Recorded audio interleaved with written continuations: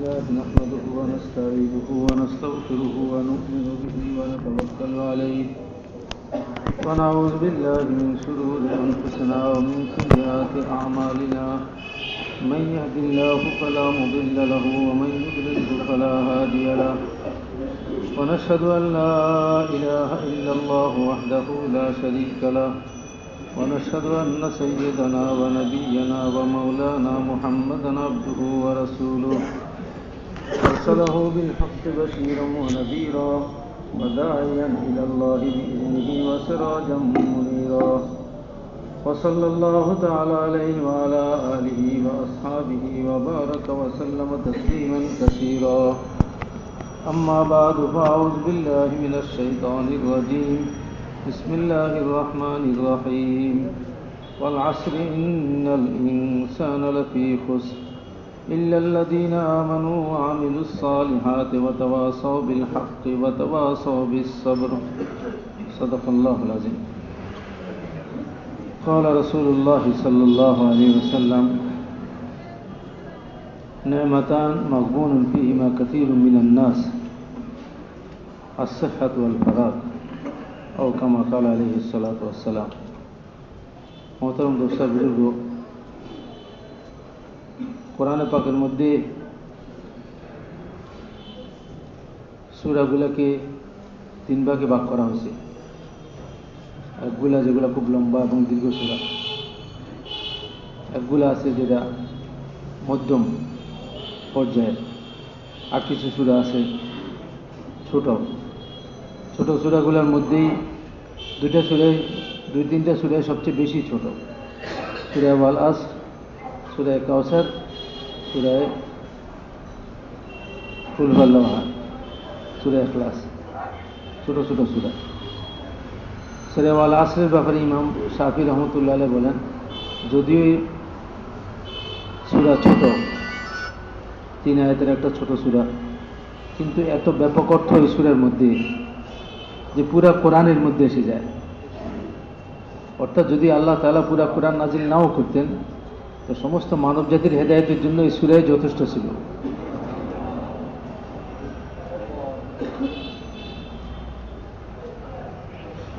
কোরআনে পাকের সমস্ত মজমুনগুলার যে উদ্দেশ্য, সেই উদ্দেশ্যটা সূরার মধ্যে বলা হয়েছে।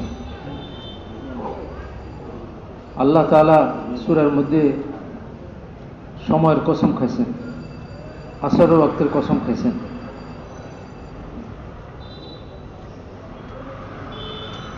সময়ের কসম আল্লাহ তাআলার জন্য কোনো কথা বিশ্বাস করাইতে কসম খাওয়ার দরকার হয় না। আল্লাহ তাআলা খালেক এবং আল্লাহ তাআলা মালিক সমস্ত কিছু, জমিন থেকে নিয়ে আসমান পর্যন্ত, এক ফোঁটা পানি থেকে নিয়ে মহাসমুদ্র পর্যন্ত, বালুকণা থেকে নিয়ে পাহাড় পর্যন্ত, একটা ছোট পিঁপড়া থেকে নিয়ে জিবরাইল আলাইহিস সালাম পর্যন্ত, যত ছোট বড় মখলুক আছে সবই আল্লাহ তাআলার সৃষ্টি। আল্লাহ তাআলা পয়দা করছেন, যাকে যেভাবে চাইছেন, যখন চাইছেন, যেরূপ চাইছেন আল্লাহ তাআলা পয়দা করছেন। আল্লাহ তাআলার এরাদা, আল্লাহর ইচ্ছাটাই অস্তিত্ব, তিনি চাইলে হয়ে যায়। বড় কুদরতওয়ালা তিনি যদি এই সমগ্র মখলুক আল্লাহ তাআলা পয়দা করে, এরা যদি একসাথে আল্লাহ তাআলার বিদ্রোহী হয়ে যায়, আল্লাহ তাআলার বিরুদ্ধে বিদ্রোহ ঘোষণা করে যে আমরা আপনাকে মানি না, তো আল্লাহ তাআলা এক পলকের মধ্যে সবাইকে শেষ করে দিবেন, কোনো পরোয়া করবেন না, কোনো পরোয়া করবেন না।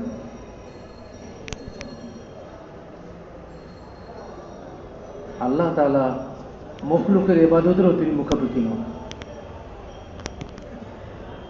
যে মখলুকের ইবাদতের প্রয়োজন আছে তার, মখলুক নিজের জরুরতে ইবাদত করে, নিজের ফায়দার জন্যই করে।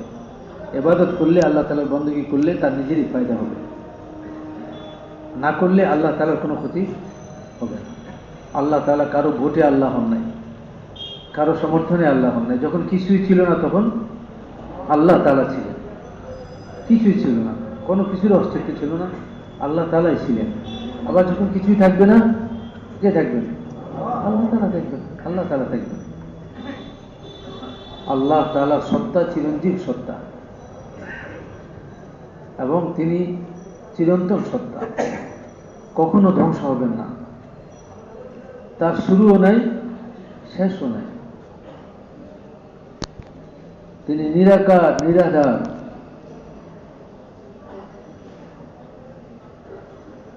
তিনি অমুখাপেক্ষী সত্তা, সব তার মুহতাজ, মুখাপেক্ষী। তিনি কার মুখাপেক্ষী?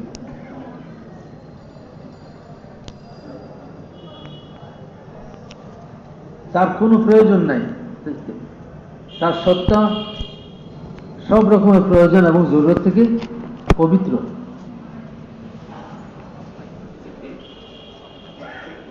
আল্লাহ তাআলা ওই মহান সত্তা, যিনি কারো মুখাপেক্ষী নন, অমুখাপেক্ষী এক সত্তা। আল্লাহুস সামাদ, আল্লাহুস সামাদ। সামাদ মানি অমুখাপেক্ষী সত্তা, যিনি কারো মুখাপেক্ষী নন। তো আল্লাহর জন্য কোনো কথা বিশ্বাস করাইতে কসম খাওয়ার কোনো দরকার নাই। আসলে কসমটা খেয়েছেন এই মানুষের স্বার্থেই। আল্লাহ তাআলা কসমটা খেয়েছেন মানুষের স্বার্থে। যে যাকে ভালোবাসে, যে যাকে মহব্বত করে, তার প্রতি সে আশঙ্কা বোধ করে, তার প্রতি সে আশঙ্কা বোধ করে। এই জন্য সে যখন কোনো পথে চলতে চায় তো তাকে ওই পথের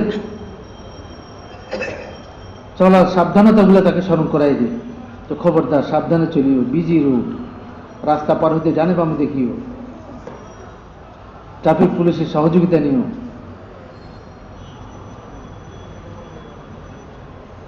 আর দেখি ঠিকানা গাড়ি, যে রুটে তুমি যাবে সেই রুটের গাড়ি দেখি, ওই রুটের গাড়িতে উঠিও।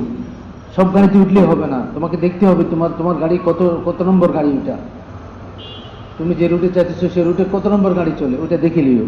12 নম্বর গাড়িগুলো চলে মিরপুরের দিকে, তো তুমি 12 নম্বর দিকে চলিও।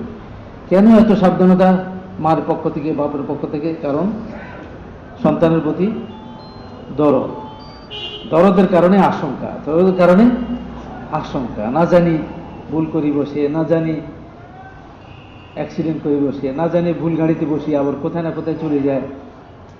নতুন আসছে, ভালো করে ডাকা সহ চিনে না। আল্লাহ তাআলা কসম দেওয়াটাও মানুষের স্বার্থে। মানুষকে আল্লাহ মহব্বত করে, মানুষকে আল্লাহ তাআলা মহব্বত করেন। সমস্ত সৃষ্টির মধ্যে আল্লাহ তাআলা মানুষকে শ্রেষ্ঠত্ব দিয়েছে। এই মানুষকে আল্লাহ তার কুদরতের হাত দ্বারা বানাইছে।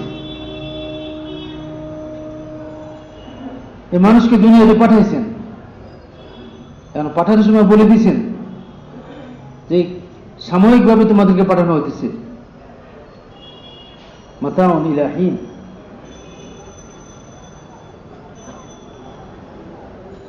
চিরস্থায়ীভাবে নয়, অল্প কিছুদিনের জন্য তোমরা যাচ্ছ সেখানে। ফাইম্মা ইয়াতিয়ান্নাকুম মিন্নি হুদান ফামান তাবিআ হুদায়া ফালা খাউফুন আলাইহিম ওয়ালা হুম ইয়াহজানুন। আর আমার পক্ষ থেকে তোমাদের জন্য হেদায়েতনামা আসবে, হেদায়েতনামা আসবে। আর ও হেদায়েতনামাকে ভালোভাবে বুঝিয়ে দেওয়ার জন্য নবী পয়গম্বরও আসবে আমার পক্ষ থেকে। হাদি আসবে, হাদি। কে আসবে?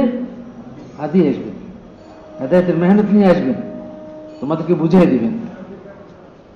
তো আমার পক্ষ থেকে যে হেদায়েতনামা তোমাদের কাছে আসবে, আর আমার পক্ষ থেকে যে হেদায়েতের মেহনত নিয়ে আসবে, যদি সে অনুযায়ী তোমরা জিন্দেগি বানাও, তো ফালা খাউফুন আলাইহিম ওয়ালা হুম ইয়াহজানুন।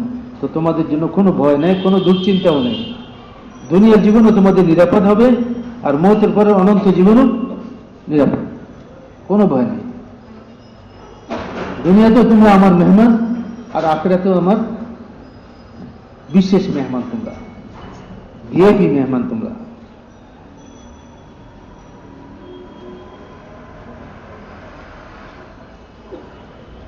আখিরাতে আমি তোমাদের জন্য আমার নাজ ও নেয়ামতের ভান্ডারের দরজা খুলে দিব, কোনো কিছু কমই হবে না সেখানে। দুনিয়াতে এত এত বিশাল দুনিয়া, এত নাজ ও নেয়ামত, কিন্তু এই পুরো দুনিয়ার সমস্ত নাজ নেয়ামত এবং ভান্ডার একজন মানুষের চাহিদা পুরো করতে পারে না। একজন মানুষ সারা পৃথিবীর যত ধন সম্পদ আছে সবগুলো যদি একজনকে মালিক বানায় দেওয়া হয়, এতে কি সন্তুষ্ট হবে সে? আর দরকার নেই বলবে সে? না, সে আরো চাইবে। হুজুর সাল্লাল্লাহু আলাইহি ওয়াসাল্লাম ফরমান, এই বনি আদম যদি 3টা মাঠও একটু ষণ্ঢের দেওয়া হয়, মাথা উঁচা করে দেখবে যে পাশে আরেকটা মাঠ যদি হইতো ভালো হতো। ছেলে মেয়ে কিচ্ছু নাই, 70-75 বছর বয়স, লাঠি লিয়ে গুড়গুড় করে হাঁটে, আর খবর কান খাড়া রাখে কোনখানে জমি বিক্রি হইতেছে। নেশা, কেউ নেই তার।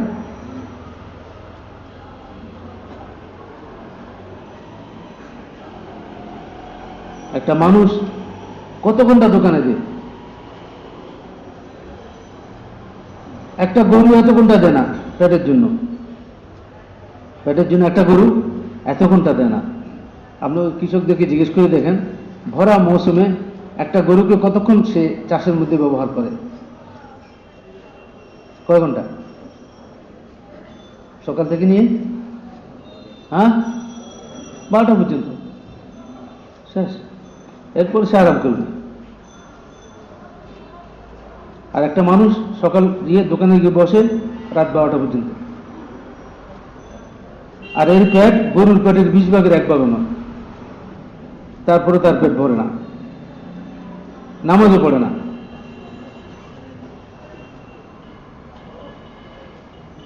আল্লাহ তাআলা বলেন, তাফাল্লাক লিইবাদাতি আমলাউ সাদরাকা গিনা ওয়া আসুদ্দু ফাকরাক ওয়া ইল্লাম তাফআল মালাআতু ইয়াদাইকা শুগলান ওয়া লাম আসুদ্দু ফাকরাক। যে আদমের সন্তান, আমার ইবাদতের জন্য, আমার হেদায়েত নামা অনুযায়ী জিন্দগি যাপন করার জন্য সময় ফারাক করো। কারণ আল্লাহ তাআলার যে হেদায়েত, আল্লাহ তাআলার যে হেদায়েত জিন্দগি যাপনের জন্য যে পথ নির্দেশনা আল্লাহ তাআলা দিয়েছেন, এটার উপর চলতে হলে কি লাগবে? সময় অবসর করতে হবে। সময় কি করতে হবে?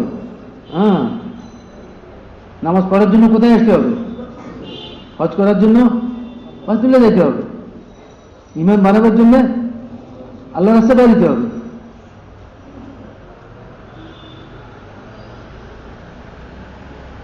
তো সংসার থেকে, দোকান থেকে, ক্ষেত থেকে, দুনিয়ার সব কিছু থেকে সময় বাইর করতে হবে আল্লাহ তাআলার ইবাদতের জন্য।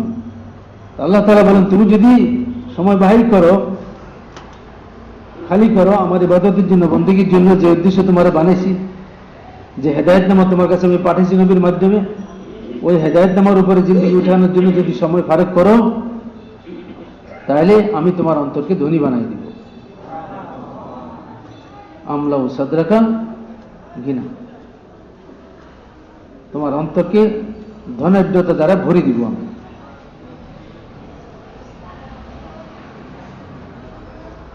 অন্তরকে ধনী বানিয়ে দেওয়ার কি অর্থ? অন্তরকে ধনী বানিয়ে দেওয়ার অর্থ হলো তার দিলটা আল্লাহ ছাড়া সমস্ত কিছু থেকে অমুখাপেক্ষী হয়ে যাবে। আল্লাহ ছাড়া সবকিছু থেকে অমুখাপেক্ষী হয়ে যাবে। অর্থাৎ সে যা চাইবে আল্লাহর কাছেই চাইবে, কারো কাছ থেকে আশা করবে না। ইমাম হাসান রাদিয়াল্লাহু তাআলা আনহু, হুজুর সাল্লাল্লাহু আলাইহি ওয়াসাল্লামের নাতি, তো ওনার জন্য একটা ভাতা নির্দিষ্ট করা ছিল হযরত আমিরে মুয়াবিয়ার পক্ষ থেকে। আমিরে মুয়াবিয়া যখন খলিফা হলেন রাদিয়াল্লাহু তাআলা আনহু, মাসে মাসে ওই ভাতাটা পৌঁছত সরকারি পক্ষ থেকে, উনি সেটা খরচ করতেন। একবার কোনো কারণে বেশ লম্বা সময় ওই ভাতাটা ওনাকে দেওয়া হয় না দেওয়ার কারণে অনেক অভাব আসছে, ওনার খুব কষ্ট হইতেছিল। তো কলম আর কাগজ হাতে লইছে যে আমিরে মুয়াবিয়ার কাছে লিখবে যে কি কারণে আমার ভাতা বন্ধ করা হলো, আমার ভাতা কেন দেওয়া হইতেছে না, আমার ভাতা পুনরায় চালু করা হোক। হতে পারে ভুলে গেছে, কখনো কারণ হতে পারে। তো কলম কাগজ হাতে নিছে, নেওয়ার পরে আবার কলম কাগজ রেখে দিচ্ছে যে না, মখলুকের কাছে বলবো না। কার কাছে বলবো না? কেন আমিরে মুয়াবিয়া কি মখলুক? সে তো একটা মখলুক। ফকিরের কাছে ফকির কি চায়? আর ফকিরের কাছে ফকির চাইলে কি পাইব? সেও মখলুক। আর আমি তো নবী পরিবারের লোক, আমার নানা তো এই তালিমে সারা দুনিয়াকে দিচ্ছে, মখলুক থেকে কিচ্ছু হয় না। মখলুক লাভেরও মালিক নয়, লোকসানেরও মালিক নয়, ইজ্জতেরও মালিক নয়, জিল্লতেরও মালিক নয়, হায়াতেরও মালিক নয়, মৌতেরও মালিক নয়, নিরাপত্তারও মালিক নয়, ধ্বংসেরও মালিক নয়। এই সব কিছুর মালিক একজন শুধু, তিনি কি? আল্লাহ।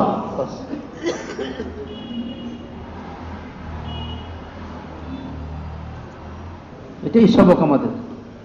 তো খাতা কলম রেখে দিচ্ছে, না লিখবো না। রাত্রে ঘুমাইছে, তো ঘুমের মধ্যে রাসূলুল্লাহ সাল্লাল্লাহু আলাইহি ওয়াসাল্লাম সাথে দেখা হয়েছে, নানার সাথে দেখা হয়েছে। তো হুজুর সাল্লাল্লাহু আলাইহি ওয়াসাল্লাম জিজ্ঞেস করলেন যে হাসান, কি অবস্থা তোমার? ওই নানাজি বড় অভাবের মধ্যে আছে, খুব কষ্ট হইতেছে সংসার নিয়ে চলতে। খাতা কলম কি জন্য রয়েছিলা? বলে মনে করছিলাম যে লেখমু, পরে আর সিদ্ধান্ত নিয়েছি লিখবো না। বলে না, লিখিও না, লিখিও না, আমি তোমার দোয়া শিখিয়ে দিই, তুমি এই দোয়া করো।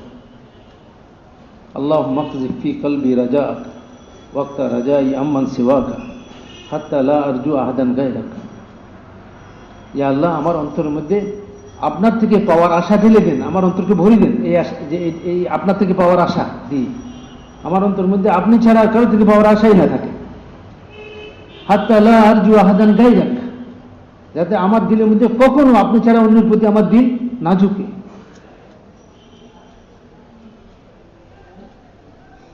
اللهم ما ضعفت عنه قوتي وقصر عنه عملي ولم تنتهي إليه رغبتي ولم تبلغه مسألتي ولم يجري على لساني مما أعطيت أحدا من الأولين والآخرين من اليقين فخصني به يا رب العالمين। যে ইয়াকিনের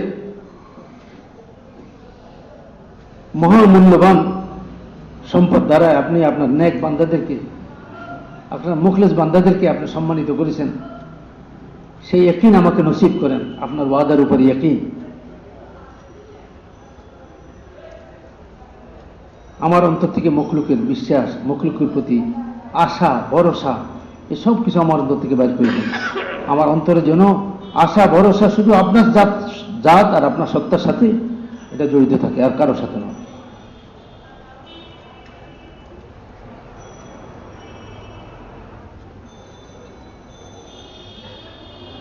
তো উনি সকালে শোয়ার থেকে উঠছেন, উঠে এটা আমল করা শুরু করছেন। তো কয়েকদিন যাইতে না যাইতে আমিরে মুআবিয়া রাদিয়াল্লাহু তাআলার পক্ষ থেকে যে কয় মাসের ভাতা ওনার দেওয়া হয়নি সবগুলো একসাথে পাঠিয়ে দিচ্ছে, সবগুলা একসাথে পাঠিয়ে দিচ্ছে। তো আল্লাহ তাআলার মামলা বান্দার সাথে, আল্লাহর প্রতি বান্দার ধারণা অনুযায়ী, তার ইয়াকিন অনুযায়ী সে আল্লাহ তাআলার প্রতি কি ইয়াকিন রাখে, কি ধারণা রাখে।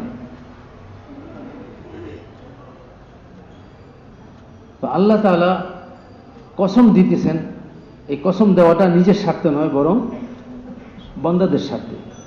সেই স্বার্থটা কি? যে এমন একটা গুরুত্বপূর্ণ বিষয় উনি সামনে বলবেন যেটা এই বান্দাদের স্বার্থের সাথে জড়িত। যদি তারা ভুল করে আর এই বিষয়গুলোকে যদি গুরুত্ব না দেয়, তাহলে মহা ক্ষতির মধ্যে তারা পড়ে যাবে, মহা ক্ষতির মধ্যে পড়ে যাবে। এমন ক্ষতির মধ্যে পড়বে যে ক্ষতির কোনো ক্ষতিপূরণ কোনোদিন আর হবে না। يوم يعض الظالم على يديه ويقول يا ليتني اتخذت مع الرسول سبيلا يا ليتني لم اتخذ فلانا خليلا يا ويلتى لم اتخذ فلانا خليلا। যে জালেমরা যখন তাদের পরিণতি কিয়ামতের দিন দেখবে, এই দুনিয়াতে ভুল পথে চলার, এই ভুল দুনিয়াতে আল্লাহ তাআলার হেদায়েত নামার বিপরীত জীবনযাপন করার এবং আল্লাহ তাআলার নির্দেশিত পথ ছাড়া নফস ও শয়তানের নির্দেশিত পথে চলার পরিণতি যখন কাল কিয়ামতের ময়দানে এরা দেখবে, আর যখন দেখবে যে এই ক্ষতির কোনো পূরণ আর কোনোদিন হবে না, কেননা আমাকে আর দুনিয়াতে ফিরে দেওয়া হবে না, সে বলবে এই কথা, রব্বির জিউন, ইয়া আল্লাহ আমাকে দুনিয়াতে ফিরে দেন, লাআল্লি আমালু সালিহান তারদাহু, যাতে আমি ওই সমস্ত আমলগুলো করে আসতে পারি যেগুলো দ্বারা আপনাকে রাজি করান যাবে।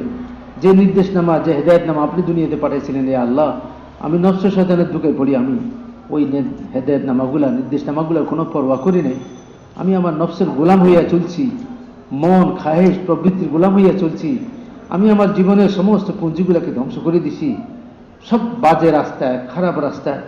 ইয়া আল্লাহ এই মাথা থেকে পা পর্যন্ত সর্বাঙ্গ আপনারই দেওয়া নেয়ামত ছিল, ব্রেন দিয়েছিলেন বুঝবার জন্য, দিল দিমাগ দিয়েছিলেন বুঝার জন্য, অনুভব করার জন্য, চোখ দিয়েছিলেন দেখার জন্য, কান দিয়েছিলেন শোনার জন্য, জবান দিয়েছিলেন বলার জন্য, হাত পাও দিয়েছিলেন কাজ করার জন্য।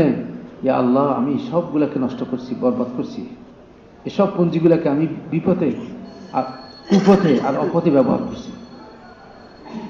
আমি এখন বুঝতেছি যে আমার জন্য আর কোনো উপায় নেই। এ আল্লাহ, যদি আমারে আপনি ফিরে দিতেন দুনিয়াতে, এই ভয়ানক পরিণতির হাত থেকে আমি বাঁচিয়ে যেতাম। আমি আখিরাত দুনিয়াতে গিয়া আবার আপনার নির্দেশ অনুযায়ী আমি ওই নির্দেশটা অনুযায়ী জীবনটা যাপন করে আসতাম, আপনাকে রাজি করে আসতাম। আমাকে ফিরে দেন। নামাজ তো শুধু 5 ওয়াক্ত চলে, আল্লাহ মসজিদে ঢুকবো তো বাইরেই হবো না, আর অনবরত নামাজ পড়তেই থাকবো। 5 ওয়াক্ত না, অনবরত নামাজ পড়তেই থাকবো। রোজা তো বছরে 30টা ছিল খোদা, 11 মাস ছুটি ছিল, 30টা দিন রোজা ছিল, সেটাও আমি রাখি নাই। আল্লাহ আমার যদি এখন ফিরিয়ে দেন তো সারা বছর আমি রোজা রাখবো। রোজাই হবে আমার দিনও রোজা, আমার রাতও রোজাই হবে। আমি জীবনের রোজার কাফারা করবো। আমি কেন আমি নফস শয়তানের দুঃখের উপর কথা মানলাম? কেন আমি আপনার নির্দেশনামা হেদায়েতনামার উপর চললাম না? কেন আপনার নবীর কথা মতো আমি চললাম না? আমি কেন অসৎ সঙ্গ, খারাপ লোকদের সংসর্গ কোন এখতিয়ার করলাম? কেন অসৎ লোকদের সাথে বন্ধুত্ব স্থাপন করলাম?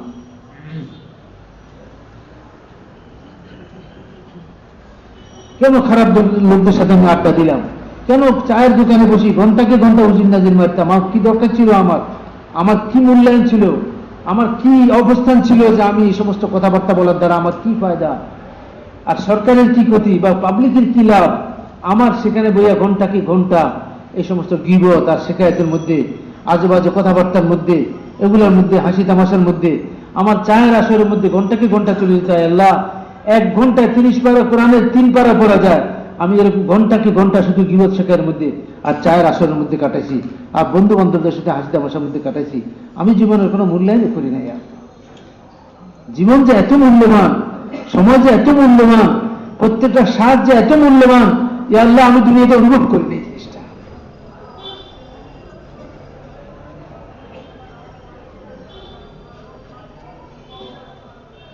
আমি নদীর পাড়ে বসবাস করি, মরুভূমির মানুষের অবস্থা বুঝতে পারিনি যে সেখানে যে পানির কষ্ট কিরকম। এভাবে আমি আমার জীবনের সম্পদটাকে ধ্বংস করছি। আল্লাহ এখন আমাকে ফিরিয়ে দেন। আল্লাহ তাআলা বলবেন, কাল্লা কাল্লা, না না না, আর ফিরিয়ে দেওয়া হবে না তোমাকে আর ফিরিয়ে দেওয়া হবে না। আওয়ালাম নুআম্মিরকুম মা ইয়াতাযাক্কারু ফীহি মান তাযাক্কার ওয়া জাআকুমুন নাযীর। আমি কি তোমাদের বয়স আর উমর তোমাদেরকে দেইনি? বয়স দিইনি তোমাদেরকে আমি?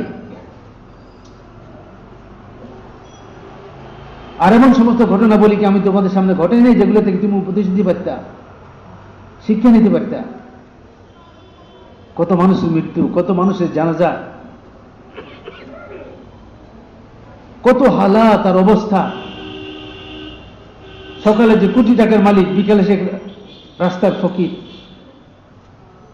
যে রাস্তার ফকির সে কোটি টাকার মালিক, সে মসনদের ক্ষমতার মসনদ দখল করে বসে আছে। দুনিয়ার এই উত্তাল পাতাল দুনিয়াতে, এই উঠানামা, দুনিয়াতে জোয়ার ভাটা, এই সবগুলা কি তোমার জন্য শিক্ষার কোনো ব্যবস্থা, সেখানে কোনো অবস্থা সবক ছিল না এগুলোর মধ্যে? এগুলা থেকে তুমি সবক নিতা? নেশাগ্রস্তের মতো চলছো, অন্ধের মতো চলছো। ঢলের পানি যেরকম ডান বাম দেখে না, তুমি এভাবে চলছো। আর তোমাকে বের করা হবে না জাহান্নাম থেকে। পড়ে থাকো এখানে, অপমান আর লাঞ্ছনার সাথে পড়ে থাকো। কিয়ামতের ময়দানে একদল যখন দেখবে তার আমলনামা, ইয়াওমা তাজিদু কুল্লু নাফসিন মা আমিলাত মিন খায়রিন মুহদারা ওয়া মা আমিলাত মিন সুইন তাওয়াদ্দু লাও আন্না বাইনাহা ওয়া বাইনাহু আমাদান বাঈদা। প্রত্যেকটা মানুষ যখন তার আমলের পরিবেশিত হয়ে কিয়ামতের ময়দানে উঠবে। আমরা যে এখন আমলগুলা করি, নামাজ, রোজা, হজ, যাকাত, সত্য, সাদকা, খায়রাত, খেদমত, তবলিগ, গাছ, তালিম, এগুলোর কোনো আকৃতি তো নাই, এগুলোর কোনো আকৃতি নেই। কিন্তু কিয়ামতের ময়দানে এগুলোকে আল্লাহ তাআলা আকৃতি দিবেন, এগুলোকে আল্লাহ তাআলা আকৃতি দিবেন। কবরের মধ্যে নামাজ আকৃতি ধারণ করে আসবে, কোরআনের তেলাওয়াত আকৃতি ধারণ করে আসবে, জিকির আকৃতি ধারণ করে আসবে, সুন্দর চেহারা বিশিষ্ট, এত সুন্দর আর এত কমনীয় আর এত ভালোবাসায় ভরা চেহারা এদের দেখলেই পরিচিত মনে হবে। তারা বলবে আমাদেরকে চিনে নাই, বলে না আমি তো একা দাফন ছিলাম কবরে, কিন্তু তোমরা এতজন কারা? ডানে আসো, বামে আসো, মাথায় আসো, আর আজাব আমার দিকে আসতেছিল, তোমরা সবাই তাকে আজাবকে দূরেতেছ, মনে হয় যেন একেবারে আমার আপন লোক। তোমরা চিনিও মনে হয়, আবার চিনিও না। কে তোমরা? আজাব দূরালে কে? আজাব তো এদিক থেকে আসতে চাইছিল, পায়ের দিক থেকে আসতেছিল, মাথার দিক থেকে আসতে চাইছিল, তোমরা সবাই রুকিয়ে দিলা যে না যাও, এখানে আসার জায়গা নেই। তোমরাই বা কে? আর কোনে আলাদা বসে গেছে, ওই বা কে? সে তো তোমাদের সাথে আজাবকে রুকলো না, কিন্তু সে আলাদা বসে গেছে। আর তোমরা কে? আমরা তোমার নামাজ, আমি তোমার নামাজ, আমি তোমার রোজা। কেউ বলে আমি তোমার কোরআন, ওই যে রাত্রে তাহাজ্জুদের মধ্যে কোরআন পড়তে আসে, কোরআন দিনে তেলাওয়াত করতে আসে, কোরআন। একাজে বসে বসে বলে আমি তোমার ধৈর্য ও সবর, আমি তোমার ধৈর্য ও সবর, ইস্তেকামত, দৃঢ়তা, সর্ব অবস্থায় তুমি আল্লাহ তাআলার হুকুমের উপর চলছ, সুখের অবস্থায়, দুঃখের অবস্থায়, আনন্দের অবস্থায়, কষ্টের অবস্থায়, অভাবের অবস্থায়, সচ্ছলতার অবস্থায়, চাকরি থাকা অবস্থায়, চাকরি না থাকা অবস্থায়, লাভের অবস্থায়, লোকসানের অবস্থায়, কোন অবস্থাতে তুমি সিরাতুল মুস্তাকিম থেকে হটো নেই। যে মেহনতকে জিন্দিগির মাকসাদ বানাইছো, হার হালে সেটাকে করে গেছে। আল্লাহ রাসূলের দেওয়া হেদায়েত নামা অনুযায়ী জিন্দিগি যাপন করছো হার হালে। আম্মার বিন ইয়াসির রাদিয়াল্লাহু আনহুর পরিবার, ইয়াসির রাদিয়াল্লাহু আনহুর পরিবার, আল্লাহ তাআলা সমস্ত নবীদের থেকে যত রকমের কোরবানি নিছেন, আল্লাহ সমস্ত কোরবানিগুলো উম্মত থেকেও নিছেন। যেহেতু উম্মতকে আল্লাহ তাআলা দাওয়াতের কামের জন্য বাছাই করবেন, এই উম্মতকে দাওয়াতের কামের জন্য দুনিয়াতে পাঠাবেন, এবং এই উম্মত দ্বারা নবীদের নবীওয়ালা কাম এবং দাওয়াতের কাম নিবেন। এই জন্য আল্লাহ তাআলা নবীওয়ালা কোরবানি করে এই উম্মতের উপরও আনছিলেন। ইব্রাহিম আলাইহিস সালাম আনছিলেন পুরা পরিবারের বড় কোরবানি আনছিলেন, কি আনছেন না? ইব্রাহিম আলাইহিস সালাম, ইসমাইল আলাইহিস সালাম, হাজেরা, তিনজনের উপর কোরবানি আসছে। ইমানের বুনিয়াদের উপর। কিসের উপরে? ইমানের বুনিয়াদের উপরে।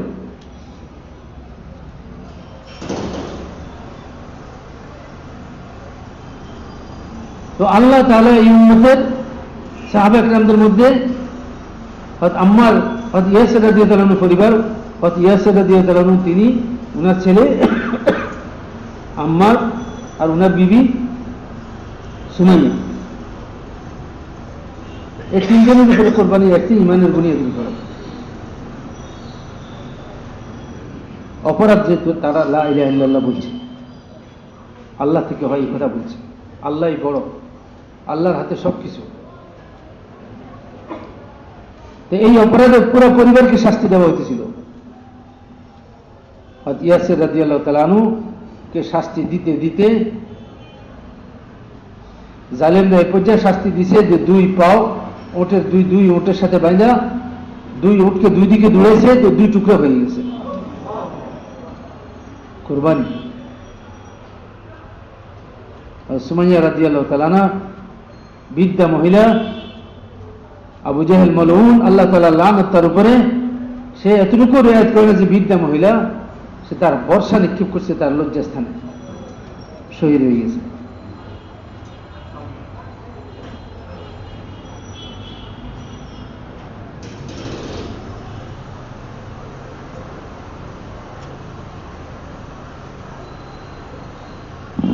তো আল্লাহ তাআলা মেরে ভাই আর বুজুর্গ এই উম্মতের উপর থেকে কোরবানি নিছেন, যেহেতু উম্মতকে আল্লাহ তাআলা নবীওয়ালা কাম দিবেন, আর নবীওয়ালা কাম নবীওয়ালা কোরবানির সাথেই চলবে। আমরা যদি চাই যে দাওয়াতের মেহনতের দ্বারা দুনিয়াতে পরিবর্তন আসুক, দুনিয়া থেকে বাতিল মিটে যাক, হক দুনিয়াতে জিন্দা হোক, আল্লাহ তাআলার ওয়াদা মুসলমানদের সাথে পুরা হোক, তাহলে আম্বিয়া আলাইহিস সালাম এবং নবীরা যে কোরবানির সাথে মেহনত করছেন, সেই কোরবানির সাথে আমাদেরকেও মেহনত করতে হবে। যে গুণাবলী ও সিফাতের সাথে ওনারা মেহনত করছেন, আমাদেরকেও সেই গুণাবলী ও সিফাতের সাথে মেহনত করতে হবে। তো আল্লাহ তাআলা হর জামানায় দাওয়াতকে বাতিলের মোকাবিলাতে হককে প্রতিষ্ঠিত করার জন্য শক্তিশালী আসবাব হিসেবে ব্যবহার করছে দাওয়াতকে হর জামানাতে। কিন্তু কখন? যখন দাওয়াতের রসুলের সাথে, দাওয়াতের সিফাতের সাথে চলে। কথা বুঝে আসছে? যখন দাওয়াতের সিফাতের সাথে চলে, দাওয়াতের গুণাবলীর সাথে চলে। দাওয়াতের জন্য প্রথমে, দাওয়াত কার জন্য? দাওয়াতের মেহনত করানোওয়ালা যে প্রথমে দাওয়াত তার নিজের জন্য, অর্থাৎ সে যে জিনিসের দাওয়াত দিবে সেই জিনিস নিজের মধ্যে সে ধারণ করবে, নিজের মধ্যে ধারণ করবে। যে জিন্দিগির দাওয়াত সে দিবে আর যেই হেদায়েত নামার দিকে সারা দুনিয়ার মানুষকে সে দাওয়াত দিবে, ওই প্রথমে তার জিন্দিগিও হেদায়েত নামার উপরে উঠবে, তার জিন্দিগি হেদায়েত নামা অনুযায়ী হবে। কেননা দায়ের জিন্দিগি যদি দাওয়াত যদি দায়ের জন্য না হয়, তো দাওয়াত দিবে আর তার জিন্দিগি আমল থেকে খালি থাকবে, তো এই দাওয়াতের দ্বারা বাতিল মিটবে না, হক জিন্দা হবে না। কেন আল্লাহ তাআলা কোন নবী থেকে এভাবে কাম নেন নাই।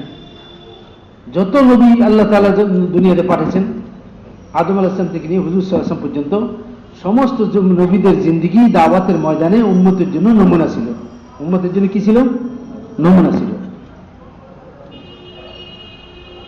যে জিনিসের দাওয়াত নবী সারাদিন দিতেন, নবীর জিন্দিগির মধ্যে সেটা বর্তমান ছিল এবং বিদ্যমান ছিল। এই জন্য হাদিসের রিওয়ায়াতের মধ্যে যেখানে সামি'না রাসূলুল্লাহ সাল্লাল্লাহু আলাইহি ওয়াসাল্লাম আছে, যে আমি রাসূলুল্লাহ সাল্লাল্লাহু আলাইহি ওয়াসাল্লামের কাছ থেকে শুনছি, সেখানে এটাও আছে রাআইনা রাসূলুল্লাহ সাল্লাল্লাহু আলাইহি ওয়াসাল্লাম ফাআলা কাযা, যে আমরা হুজুর সাল্লাল্লাহু আলাইহি ওয়াসাল্লামকে দেখছি এরকম করছে, হুজুর সাল্লাল্লাহু আলাইহি ওয়াসাল্লামকে দেখছি এরকম করতে, আমরা হুজুর সাল্লাল্লাহু আলাইহি ওয়াসাল্লামকে ওযু করতে দেখছি এরকম, আমরা হুজুর সাল্লাল্লাহু আলাইহি ওয়াসাল্লামকে নামাজের মধ্যে এটা বলতে শুনছি, হুজুর সাল্লাল্লাহু আলাইহি ওয়াসাল্লামকে এই কথা বলতে আমরা শুনছি। আমরা হুজুর সাল্লাল্লাহু আলাইহি ওয়াসাল্লামের সামনে এই কাজটা করছি, তিনি বাধা দেন নাই, তিনি বাধা দেন নাই।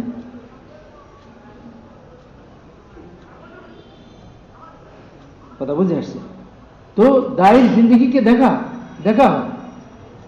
ওমা আরসালনা মির রাসূলিন ইল্লা লিইতা'a বিইজনিল্লাহ। আল্লাহ তাআলা যত রসুল নবী দুনিয়াতে এর জন্য পাঠিয়েছেন যাতে আল্লাহ তাআলার ইতাআত দুনিয়াতে জিন্দা হয়, আল্লাহ তাআলার ইতাআত এবং আল্লাহ তাআলার আনুগত্য দুনিয়াতে জিন্দা হয়ে যায়। কোন মানুষ আল্লাহ তাআলার আনুগত্য ছাড়া এই জমিনে না থাকে, সমস্ত মানুষ আল্লাহ তাআলার হুকুমের অনুগত হয়ে যায়, আল্লাহ তাআলার ফরমাবরদার হয়ে যায়, আল্লাহ তাআলার বাধ্য বান্দা বান্দিতে পরিণত হয়। এই জন্য আল্লাহ নবীদেরকে দুনিয়াতে পাঠাতেন। তো নবীর জিন্দিগি আগে নমুনা হবে আনুগত্যের দিকে, তিনি কতটুকু অনুগত।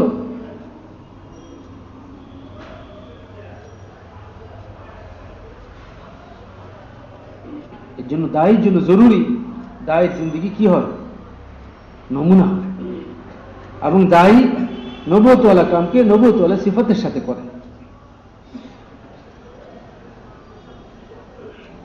তখন আল্লাহ তাআলা দায়ের মেহনতের উপরে অপরাপর মানব জাতির জন্য হেদায়েতের দরজা খুলবেন।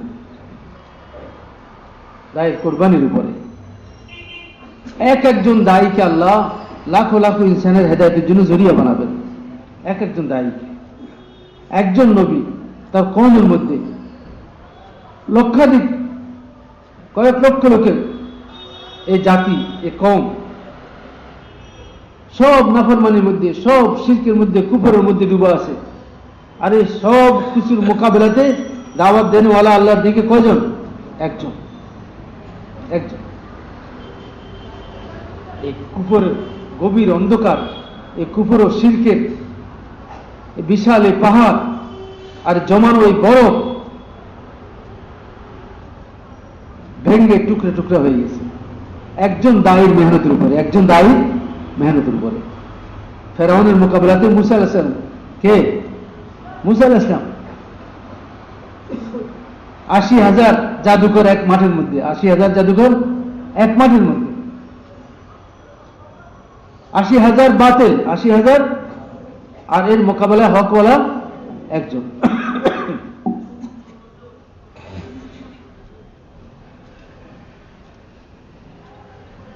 কিন্তু হকওয়ালা দিনের মধ্যে একটু শঙ্কা ছিল। সে শঙ্কা কিসের? সেটা হলো যে আল্লাহ, এরা তো সব জাদু দেখাইতেছে, আর এগুলাকে দেখা মানুষ প্রভাবান্বিত হইতেছে। আজকে এরা যদি জিতে যায়, আল্লাহ মাননেওয়ালা যারা তারাও দুর্বল হয়ে যাবে, তাদের মন ভেঙে যাবে, তাদের মন ভেঙে যাবে। আল্লাহ তাআলা মুসা আলাইহিস সালামের দিলের মধ্যে ওহী করলেন, ইলহাম করলেন যে মুসা লা তাখাফ ইন্নী লা আখাফু লাদাইয়াল মুরসালুন, যে আমি আমার মুরসালিনদেরকে, নবীদেরকে কখনো ভীত সন্তুষ্ট করি না, তুমি ভয় পাইও না, ও যা করার করতে দাও, ওদের সব শেষ। তো আল্লাহ তাআলা বলেন যে মুসা, এখন তুমি হাতের লাঠি ছাড়ো। মুসা আলাইহিস সালাম এটা চিন্তা করেন নাই যে 80,000 বাতিল, বিশাল বিশাল অজগর আর বিভিন্ন রকমের সাপের আকৃতি নিয়ে দূরে আসতেছে সব হকওয়ালাদের দিকে, আর হকওয়ালা একজন। তিনি এটা চিন্তা করেন নাই যে লাঠি আল্লাহ তাআলা মারার কেন হুকুম দিতেছেন না, আমি আপনার দিকে মারি লাঠি। কিন্তু আল্লাহ তাআলা হুকুম দিয়েছেন তুমি লাঠি জমিনে ছাড়ো।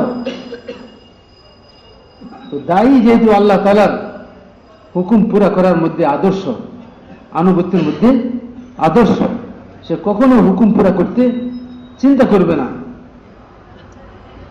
যুক্তি এবং আকল আর বিবেক বুদ্ধি খাটাবে না। আল্লাহ যেটা বলছেন ওটাই তো ছাড়ছেন। তো এক বিশাল অজগর যে এই 80,000 বাতিল সবগুলোকে গিলে ফেলছে।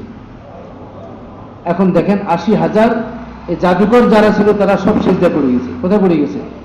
কেন সেজদা পড়ছে? এরা হলো মিশরের শ্রেষ্ঠ জাদুকর, মিশরের শ্রেষ্ঠ জাদুকর। তাদের ধারণা হলো যে আমাদের জাদুর উপরে আর জাদু জাননেওয়ালা কেউ নেই, তাইলে আমাদের এই জাদু যার সামনে ফেল হয়েছে এটা জাদু নয়, এটা জাদু নয়, এটা নবুয়ত। এটা কি?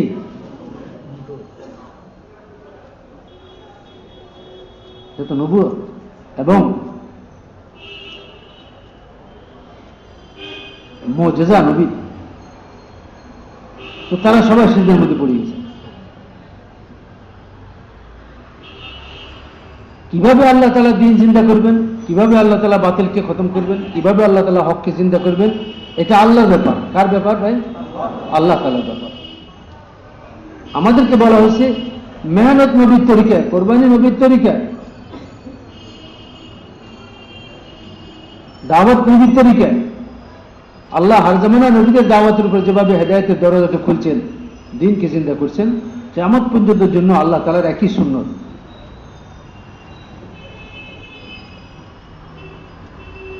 तो मेरे भाई और बुजुर्गों, নবী যে হেদায়েতনামা নিয়ে দুনিয়াতে আসতেন, এই হেদায়েতনামা যদি ভুল করে, এই অনুযায়ী যদি জিন্দেগি না বানায় মানুষ, তো বিশাল এক ক্ষতির সম্মুখীন হবে সে, যে ক্ষতির মোকাবেলাতে আফসোস ছাড়া কিছুই তার থাকবে না। এটাই বলবে, ইয়া লাইতানি ইত্তাখাযতু মা'আর রাসূলি সাবিলা, আফসোস আমি কেন নবীদের কথা মানে চলি নাই, আমি কেন আল্লাহ তাআলা দেওয়া নির্দেশনামা এবং হিদায়াতনামা অনুযায়ী চলি নাই। ইয়া ওয়াইলাতা লাম আত্তাখিজ ফুলানান খালিলা, হ্যাঁ আফসোস আমি যদি অমুকের বন্ধু না বানাইতাম, তার সাথে বন্ধুত্ব করেই তো আমি আমার জীবনের নৌকাটাকে ডুবাইলাম, আমার জীবনের সম্পদ সব বরবাদ করলাম, খারাপ লোকের সঙ্গে যাই আমার সারাটা জীবন আমি নষ্ট করে দিলাম, আমি আমার মৃত্যুর পরবর্তী জীবনের জন্য কোনো তৈরি করতে পারি না। কেন এই সমস্ত খারাপ লোকদের সাথে বন্ধুত্ব আর সম্পর্ক করেছিলাম, আফসোস। এই কথা বলবে আর আঙ্গুল মুখে দিয়ে চাবাইতে থাকবে, হুঁশও থাকবে না যে হাতের কনুই পর্যন্ত সে চাবাই ফেলছে। এত কাঁদবে, চোখের পানি শেষ হয়ে যাবে, রক্ত কাঁদবে, রক্ত শেষ হয়ে যাবে, হাড্ডি গলি মগজ বেরিয়ে আসবে চোখের নালাগুলার মধ্যে যে মগজ আছে সেটাও গলা বেরিয়ে যাবে। এরপরে আর কান্না আসে না। আরে কান্নাও অনেক বেশি বিপদে যখন মানুষ পড়ে, আর দীর্ঘ সময় পর্যন্ত বিপদ ভোগ করতে করতে কাঁদতে একসময় কান্নার শক্তি আর থাকে না, আর কান্নাতে আর চোখের পানি, এরকম দেখছেন আপনারা? এরকম অনেক ঘটনা আছে যে অধিক শোকে পাথর, অধিক শোকে অল্প শোকে কাতর, অধিক শোকে পাথর। অত্যাধিক সুখের কারণে কাঁদতে একসময় আর কান্না নাই। ছেলে হারাই গেছে, 8-10 বছরের ছেলে, আজকে 10 বছরের ঘটনা, এখনো মা নির্বাক, কথা বলে না, চুপ করে থাকে। কোথাও কারো ছেলে দেখে তাকাই থাকে, কোথাও 2-3 জন কথা বললে সেখানে কান লাগাই থাকে, কি বলে, নির্বাক, সে কথা বলে না, বোবার মতো। অথচ সে বোবা না, অধিক শোকে সে কি হয়ে গেছে, পাথর হয়ে গেছে, চোখে পানিও নাই। চোখে জাহান্নামীরা কিয়ামতের ময়দানে যখন তাদের পরিণতিগুলোকে দেখবে, তো ওরা কাঁদতে চোখের পানি তাদের শেষ হয়ে যাবে। রাসূল ফরমান, এত পানি বাইরে তাদের চোখ থেকে যে নৌকা চলবে, এবং তাদের চোখে নালা পড়ে যাবে। কি পড়ে যাবে? চোখে পানি গড়াইতে নালা পড়ে যাবে, এবং রক্ত বইবে। নেত্র নালীগুলা, চোখের যে নালীগুলা আছে, এসব নালীগুলা থেকে মগজ বেরিয়ে যাবে। কিন্তু এখন আর কান্না নাই, বহুত চেষ্টা করতেছে কান্দার জন্য, তো জোরে একটা চিৎকার দিবে কান্দার জন্য। ওই যে জোরে চিৎকার দিবে, ওইটার চাপের কারণে দোনো চোখ খুলে নিচে পড়ে যাবে, ঝুলবে। এটা হলো জাহান্নামের আগের ঘটনা। এগুলো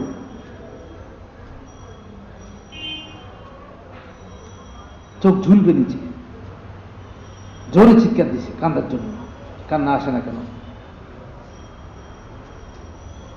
আল্লাহ তাআলা বলেন, আমি জাহান্নামীদেরকে যে শাস্তি দিব, আমার হেদায়েতের বিপরীত জীবনযাপন করার জন্য, আমার নবীর বাতানো রাস্তার না চলার কারণে, জীবনের মহামূল্য সম্পদকে নষ্ট করে আসার কারণে আমি যে তাদের থেকে প্রতিশোধ নিব জাহান্নামে, সেই প্রতিশোধ যে কত ভয়ানক হবে, কত ভয়ঙ্কর হবে, হায় যদি দুনিয়ার মানুষ বুঝতে পারত।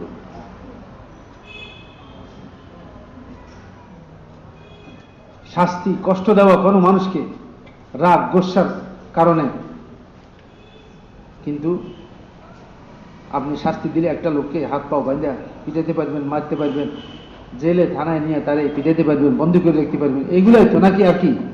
এগুলা করতে পারবেন।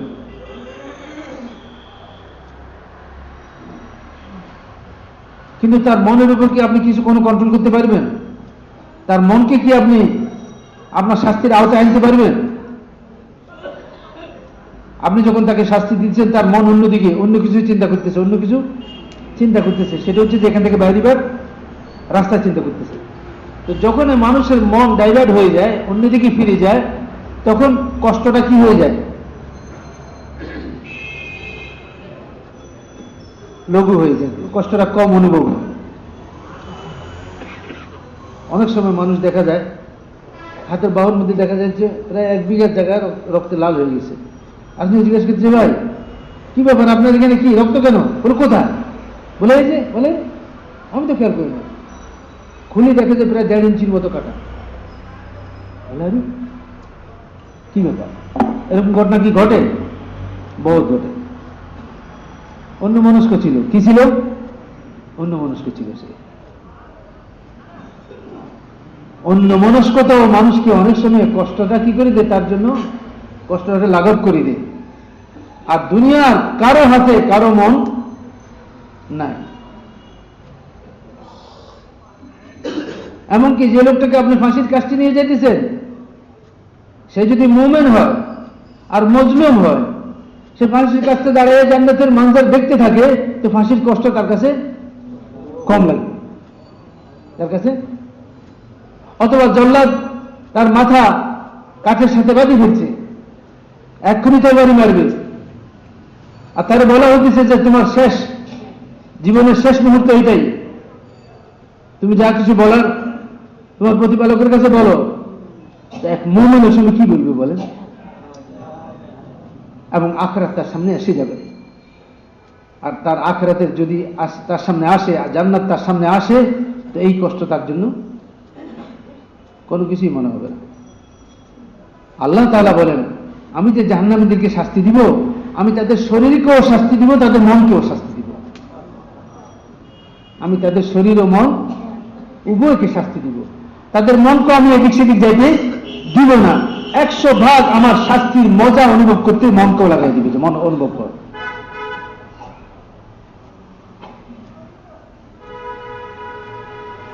কথা বুঝে আসছে? এই জন্য আল্লাহ তাআলা কসম খাইছে মানুষের সাথে। মানুষকে আল্লাহ মহব্বত করে।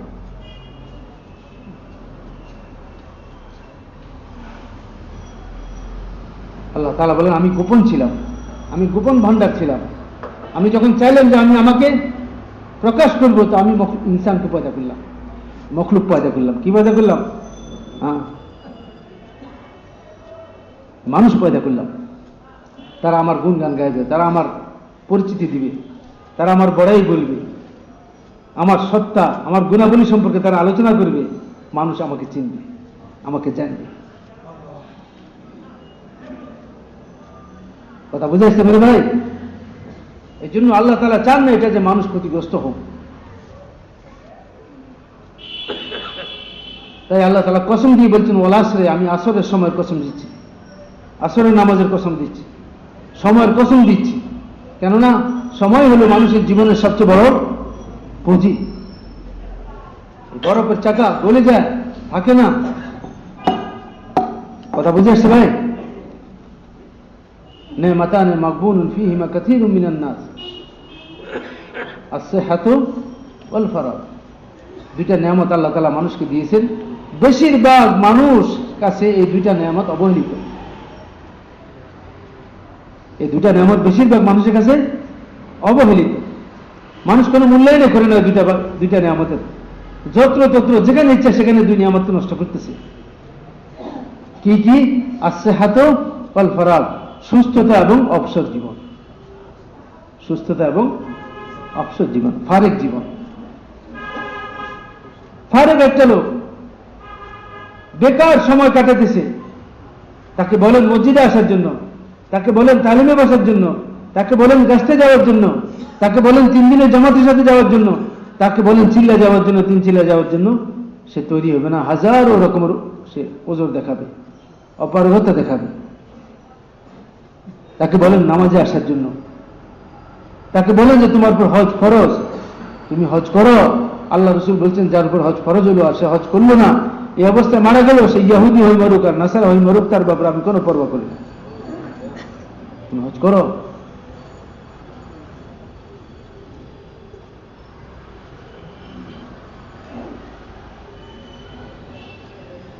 তারপরে যখন অসুস্থ হয়ে গেল, এখন আর আক্ষেপ করা ছাড়া কিছুই নেই। তারপরে যখন ব্যস্ত হয়ে গেল, এমন ব্যস্ততা, আল্লাহ তাআলা বলেন, যদি আমার ইবাদতের জন্য সময় ফারুক তুমি না করো, যদি সময় ফারুক করো, তো আমি তোমার দিলকে ধনী বানিয়ে দিব, তোমার অভাবের রাস্তা বন্ধ করে দিব, আমি অভাব আসবে না তোমার কাছে। আর যদি তুমি আমার ইবাদতের জন্য সময় অবসর না করো, ফারিক না করো, এই সময় ছিল তোমার পুঁজি, আর এই সময় দিয়ে তোমার আমি দুনিয়াতে পাঠাইছিলাম। আর পাঠানোর সময় বলছিলেন যে অল্প সময়ের জন্য দুনিয়াতে, অল্প সময়ের জন্য, আর চিরস্থায়ীভাবে থাকবে আখিরাতে। আর এই চিরস্থায়ী আখিরাতের সব রকমের সুবন্দোবস্ত এই অল্প কদিনের দুনিয়ার জিন্দগিতে করে নিতে হবে। খবরদার ফেলে দিও না, এই পুঁজি নষ্ট করিও না, এই পুঁজি নষ্ট করিও না। যারা এই সুস্থতার আর এই অবসর জীবনের মূল্যায়ন করবে না, ইন্নাল ইনসানা লাফি খুসর, এরা সব ক্ষতিগ্রস্তদের মধ্যে, তাদের মধ্যে সব ক্ষতিগ্রস্তদের মধ্যে। চাই সে দেশের প্রেসিডেন্ট হোক, প্রধানমন্ত্রী হোক, সেই মন্ত্রী হোক, চাই সে এমপি হোক, চেয়ারম্যান হোক, চাই সে বড় ব্যবসায়ী হোক, সিআইপি হোক, ভিআইপি হোক, যেই হোক না কেন,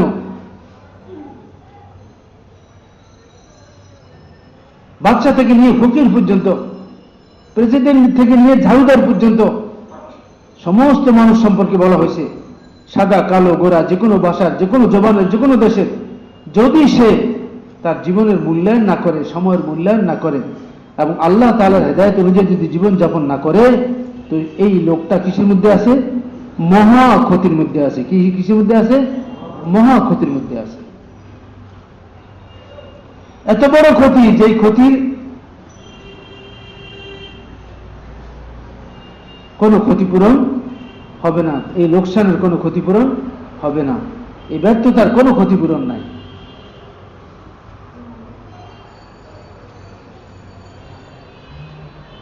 মেরে ভাই আর বুজুর্গ, আল্লাহ তাআলা আমাদেরকে হেফাজত করেন এবং মওতে পরে জিন্দেগির জন্য আল্লাহ আমাদেরকে তৈরি করার সুযোগ দান করেন এবং তৌফিক দান করেন।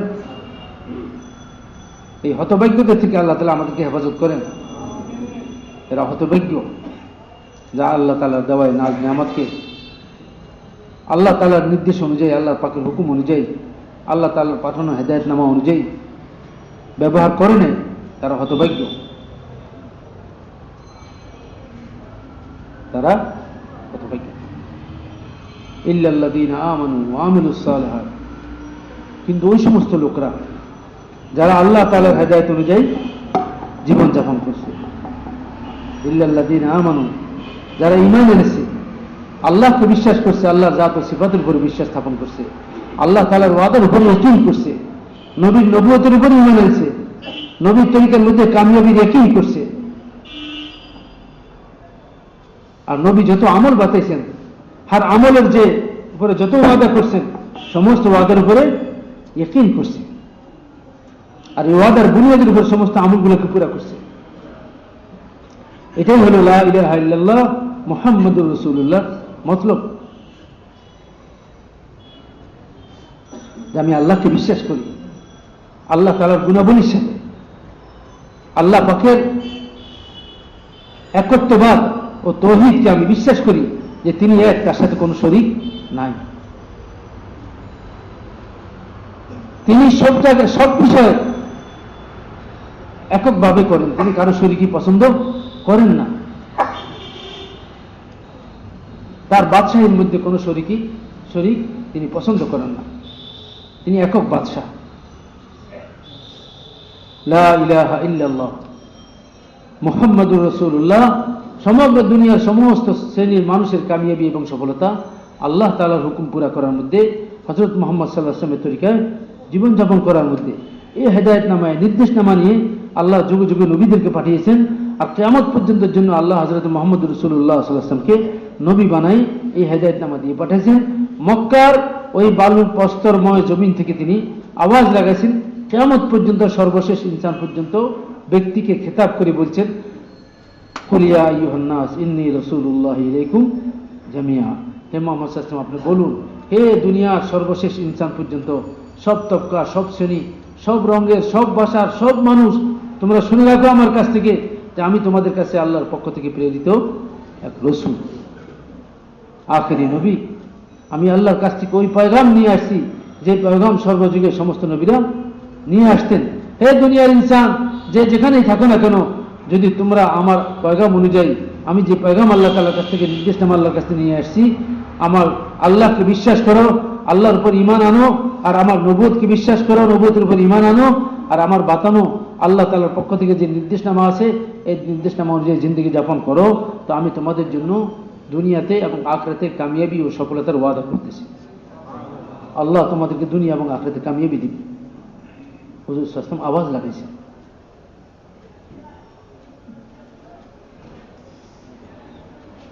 এবং এই উম্মতের জন্য বিশেষভাবে এগুলো ছাড়াও আরো দুইটা দায়িত্ব, ওয়াতাওয়াসাউ বিল হক ওয়াতাওয়াসাউ বিস সবর। এই উম্মতের আরো দুইটা গুণ, সেটা হলো যে তারা তাওয়াসি বিল হক করবে, হকের দিকে একে অন্যকে আহ্বান করবে, একে অন্যকে ডাকবে, একে অন্যকে ওসিয়ত করবে, হিতাকাঙ্ক্ষী, একে অন্যের হিতাকাঙ্ক্ষী হবে, হিত কামনা করবে। এই জন্য দায়ী যে হয়, দায়ী যে দাওয়াতের মেহনত করে, অন্যের হিত কামনা অন্তরে নিয়ে করে, অন্যের হিত কামনা অন্তরে নিয়ে করে। দায়ের অন্তরের মধ্যে অন্যের জন্য হিত কামনা থাকে, অন্যের হিত চায়, অন্যের মঙ্গল চায়। সে মঙ্গল কি? যে লোকগুলো জাহান্নামের আগুন থেকে বাঁচা যায়, জাহান্নামের আগুন থেকে বাঁচা যায়।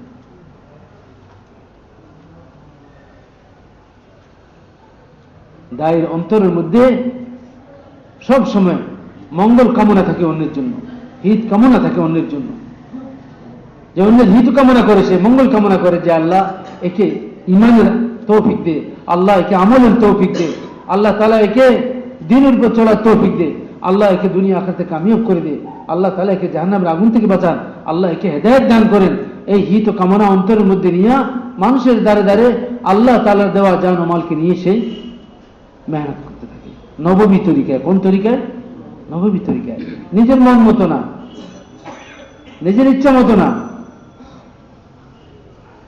নিজে বসি কিছু প্রোগ্রাম বানিয়ে নিলাম আর কিছু মেহনতের নিয়ম আর তরিকা বানিয়ে নিলাম, এরকম না। ওটা দাওয়াতের মেহনত না।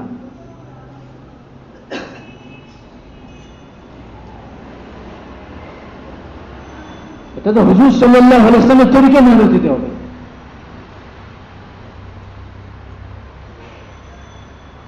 যখন হুজুর সাল্লাল্লাহু আলাইহি ওয়াসাল্লামের তরিকা, নবীদের তরিকা মেহনত হবে, তো ওই মেহনতের দ্বারা দায়ী নিজেও উপকৃত হবে এবং আল্লাহ তাআলা দায়ের জিন্দগিকে অন্যদের হেদায়েতের জন্য আল্লাহ তাআলা জরিয়া বানাবেন। তার মেহনতের দ্বারা অন্যখানে দিন জিন্দা হবে, মানুষের জিন্দগির মধ্যে আমল জিন্দা হবে, মানুষের আখলাক সুন্দর হবে, মানুষের আচার আচরণ সুন্দর হবে, সমাজ নিরাপদ হবে, পারিবারিক জীবনে মহব্বত আসবে, সামাজিক জীবনে মহব্বত আসবে, রাষ্ট্রীয় জীবনেও মহব্বত আসবে এবং সত্যতা, সততা, আমানতদারি, দিয়ানতদারি, এক অন্যের উপকার করা, এক অন্যের ক্ষতি না করা,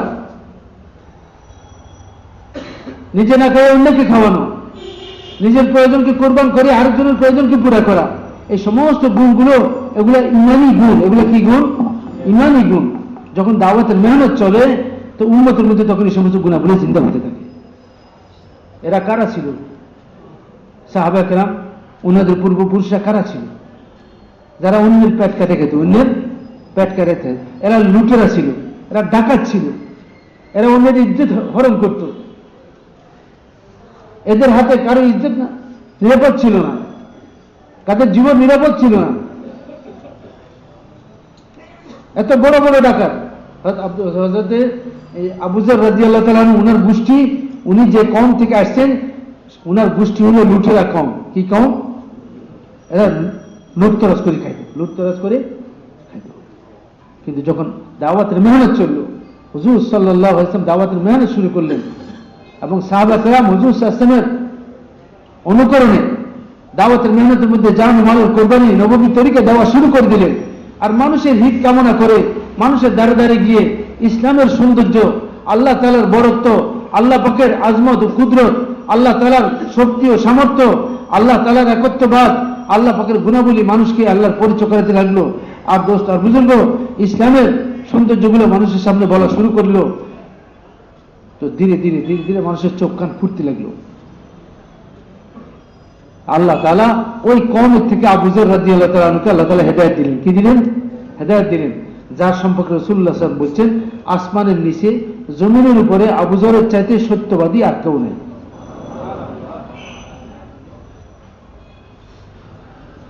কথা বুঝেছেন? তুফাইল ইবনে আমর দৌসী রাদিয়াল্লাহু তাআলা আনহু, উনি ইসলাম কবুল করলেন। যেদিন ইসলাম কবুল করলেন, নামাজও ফরজ হয়নি, নামাজও ফরজ হয়নি। তিনি ইসলাম কবুল করতে চাইছিল না। তিনি যখন মক্কায় ঢুকতেছিলেন, তিনি সাহিত্যিক লোকও ছিলেন, কবি ছিলেন। মক্কা ঢুকতেছিলেন, মক্কার কাফেররা রাস্তা রাস্তা লোক দাঁড় করে রেখেছে যে নতুন লোকরা যারা শহরের বাইরে থেকে আসে তাদেরকে বুঝাই দাও, তারা যেন মোহাম্মদ নামে এই লোকটার কাছে না যায় এবং তার কথা না শুনে, আর বলে দিও যে তার কথার মধ্যে জাদু মন্ত্রের আসর আছে। এই যে কোনো কথা বলে, ওই কথা যেই শুনে সেই তার অনুকরণ করে, তার গোলাম হয়ে যায়। এই জন্য তোমরা কোনো অবস্থাতে এই লোকের কাছে ভিড়বা না। এটাও হককে দুনিয়াতে চলতে না দেওয়ার একটা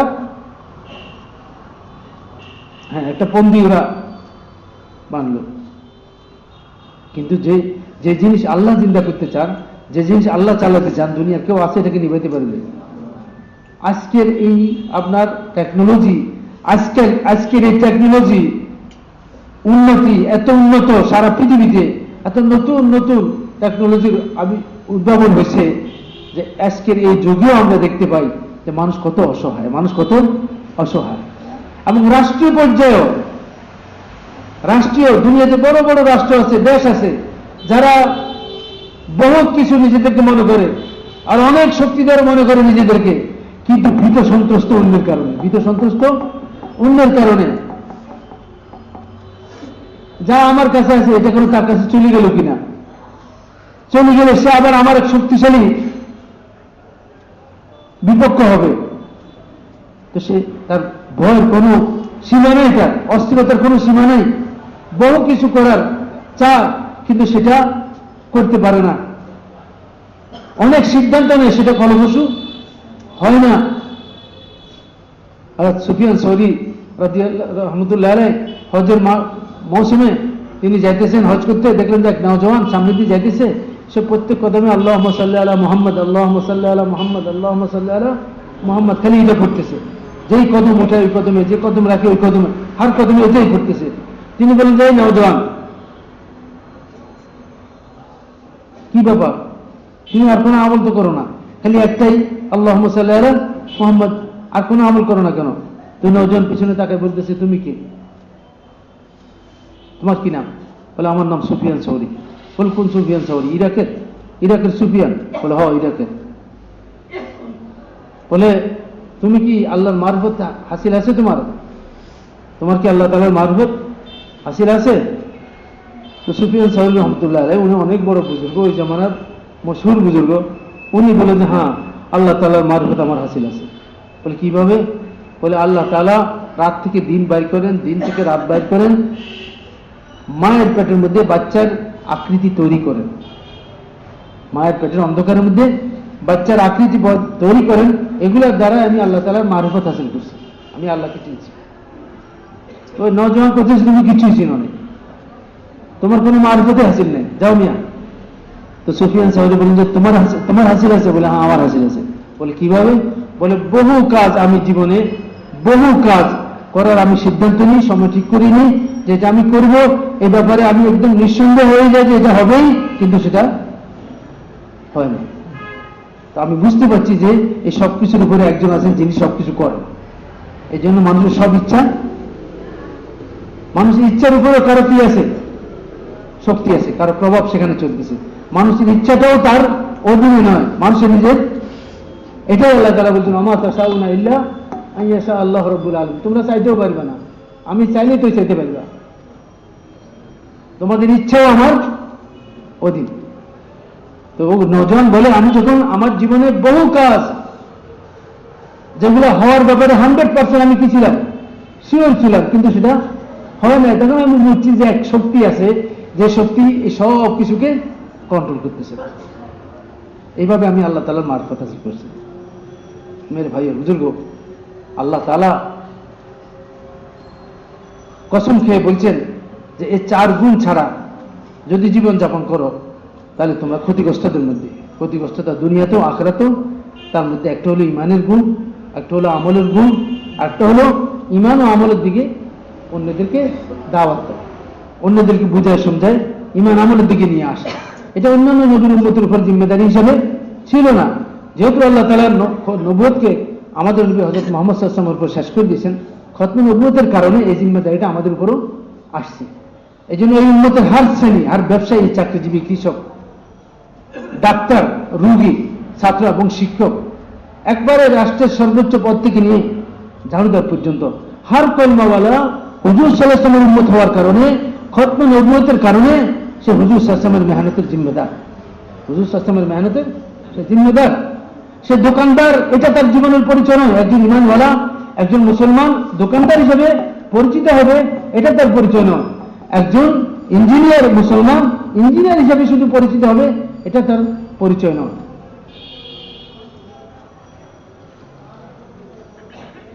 বরং হার ইমানওয়ালা মর্দ আওরাত হুজুর সাল্লাল্লাহু আলাইহি ওয়াসাল্লামের অনুকরণে, হুজুর সাল্লাল্লাহু আলাইহি ওয়াসাল্লামের খতমে নবুয়তের কারণে হুজুর সাল্লাল্লাহু আলাইহি ওয়াসাল্লামের যে মেহনত, সেই মেহনতের জিম্মাদার প্রত্যেক ব্যক্তি। এই প্রত্যেক ব্যক্তির জিম্মা যে নিজেও নিজের ইমানকে সহি করে, আমলকে সহি করে এবং অন্যদের মধ্যে ইমান ও আমলের মেহনতকে জিন্দা করে, সমস্ত মানুষের ইমান আমল সহি হয়ে যায়। অতওয়াসাউ বিসসবর, এবং মানুষকে সবর ও ধৈর্যের কথাও বলে, ধৈর্যের দিকেও মানুষকে বলে যে আল্লাহর হুকুম মানা, নবীর তরিকার উপর চলার জন্য তোমার কাছে কি থাকতে হবে? সবর থাকতে হবে। সবর ও ধৈর্য, যেটা মানুষের মধ্যে দৃঢ়তা পয়দা করে, ইস্তেকামত পয়দা করে। সবর ও ধৈর্য যদি তোমার কাছে না থাকে তো তুমি কখনো চলতে পারবে, কখনো চলতে পারবে না। অবস্থা যদি তোমার মুনাফিক হয়, তোমার মন মতো হয়, সুবিধা মতো হয়, তাহলে তুমি চলবা। আর অবস্থা যদি বেগতিক হয় তাহলে তুমি চলবে না। কথা বুঝে আসছে? হার হালে চলা, দুঃখের অবস্থায়, সুখের অবস্থায়, আরামের অবস্থায়, কষ্টের অবস্থায়, সচ্ছল অবস্থায়, অভাবনতার অবস্থায় সাহাবাদের উপরে সব দাওয়াত গুলা গেছে, সমস্ত অবস্থা গুলা গেছে। সাহাবাদের উপরে এমন অবস্থা গেছে কাপড়ের অভাব যে তারা পশুর চামড়া গায়ে দিয়ে থাকছে। কি গায়ে দিয়ে থাকছে? পশুর চামড়া। আর গায়ের ঘামে পশুর চামড়া ভিজা, এর মধ্যে থেকে দুর্গন্ধ বেরিয়ে এসছে। কাপড়ের অভাব ও পরিমাণ ছিল যে তারা তালিমের হালকার মধ্যে বসছে, একজনকে একজন পিছ দিয়ে বসছে। হুজুর সাল্লাল্লাহু আলাইহি ওয়াসাল্লাম জিজ্ঞেস করলেন, কেন তোমরা বসছো, কি করতেছো এখানে? বলে, আমরা আল্লাহ তাআলার প্রশংসা করতেছি যে আল্লাহ তাআলা আমাদেরকে ইসলামের দৌলতের দ্বারা সম্মানিত করছেন, এই জন্য আল্লাহর প্রশংসা করতেছি।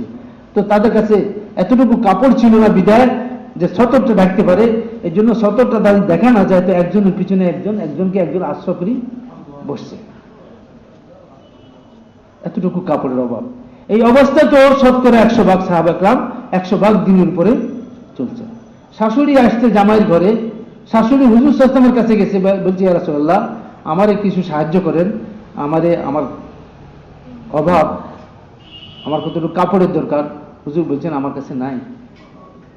আবার সে বলছে, ইয়া রাসূলুল্লাহ, আমাকে সাহায্য করেন। হুজুর বলছেন আমার কাছে নাই এখন। তো হুজুরকে অনেকক্ষণ পর্যন্ত সে বিরক্ত করছে, এরপরে চলে আসছে সে। এখন আসতে মনে করলো যে মেয়েটাকে দেখি যায়, মেয়ের ঘরে গেছে, মেয়ের ঘরে যায় দেখে যে জামাই ঘরে, মেয়েও ঘরে। খুব নারাজ হয়েছে যে নামাজ হইতেছে এখন মসজিদে, হুজুর সাল্লাল্লাহু আলাইহি ওয়াসাল্লাম ইমামতি করতেছেন, নামাজ হইতেছে, তুমি এই মুহূর্তে ঘরে কেন? দেখেন, একটা অভাবী মহিলা, সে হুজুর সাল্লাল্লাহু আলাইহি ওয়াসাল্লামকে বিরক্ত করে আসছে।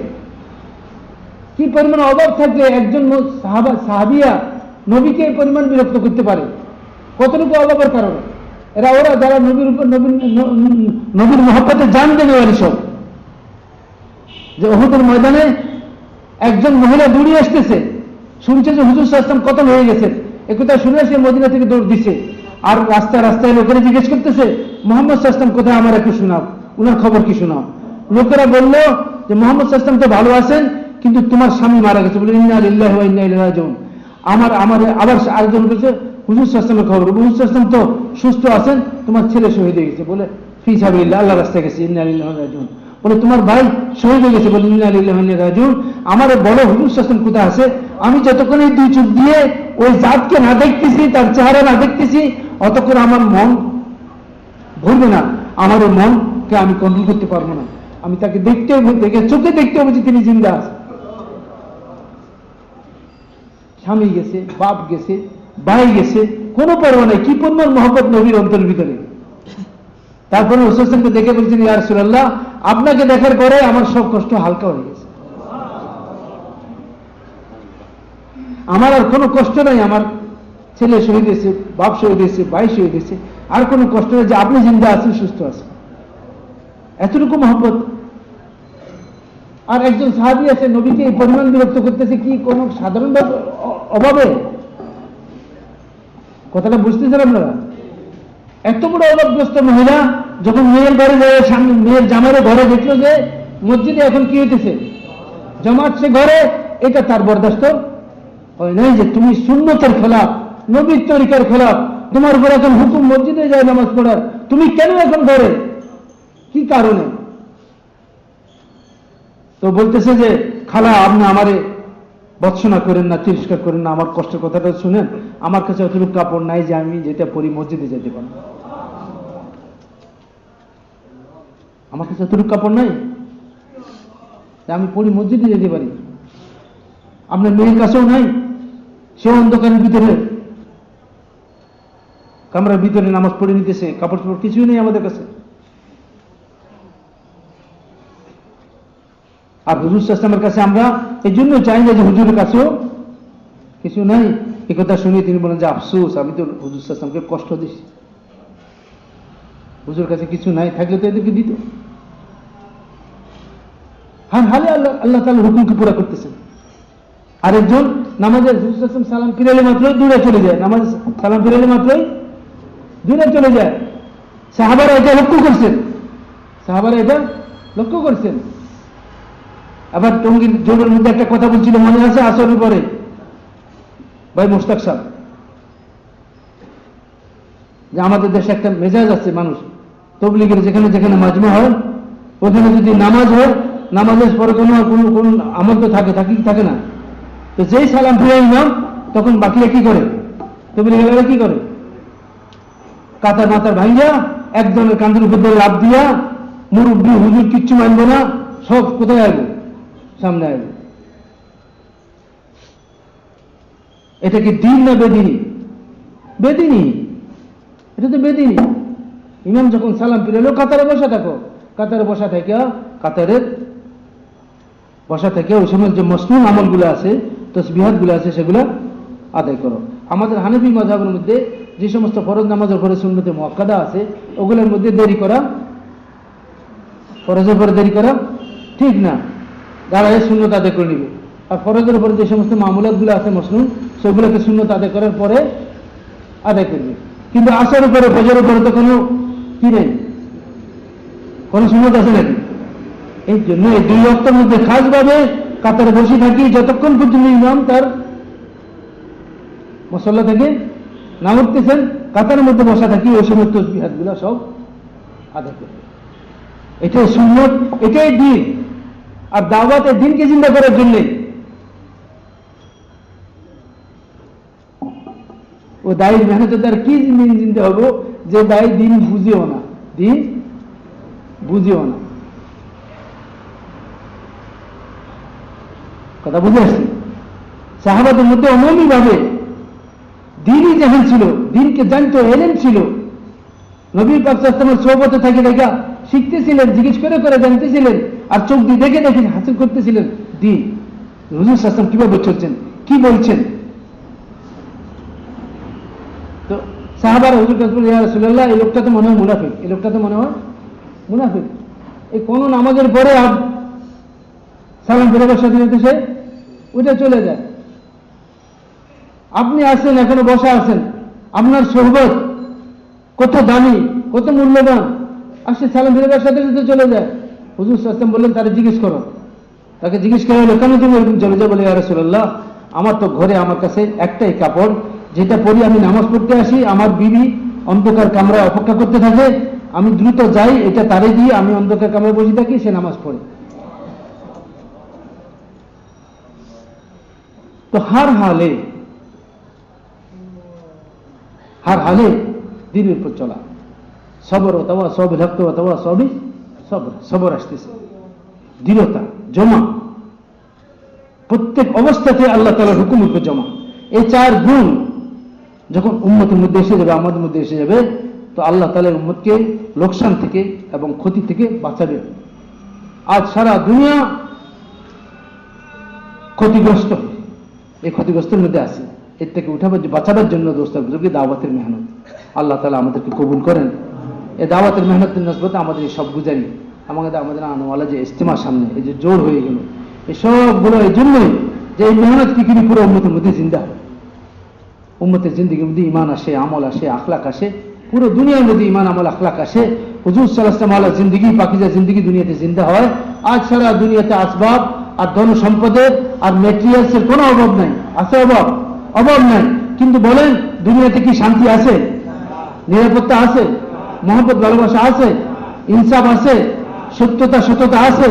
আমানতদারি জমিদারি আছে? কিছুই নেই। আর সারা দুনিয়াতে ব্যক্তি বলেন, সমাজ বলেন, পরিবার বলেন, রাষ্ট্র বলেন, কোথাও কোথাও মানুষ কোনো পর্যায়ে নিরাপদ না, কোনো পর্যায়ে নিরাপদ না। মানুষের জীবন আজকে নিরাপত্তাহীন। কেন? দিন না থাকার কারণে। কি না থাকার কারণে ভাই?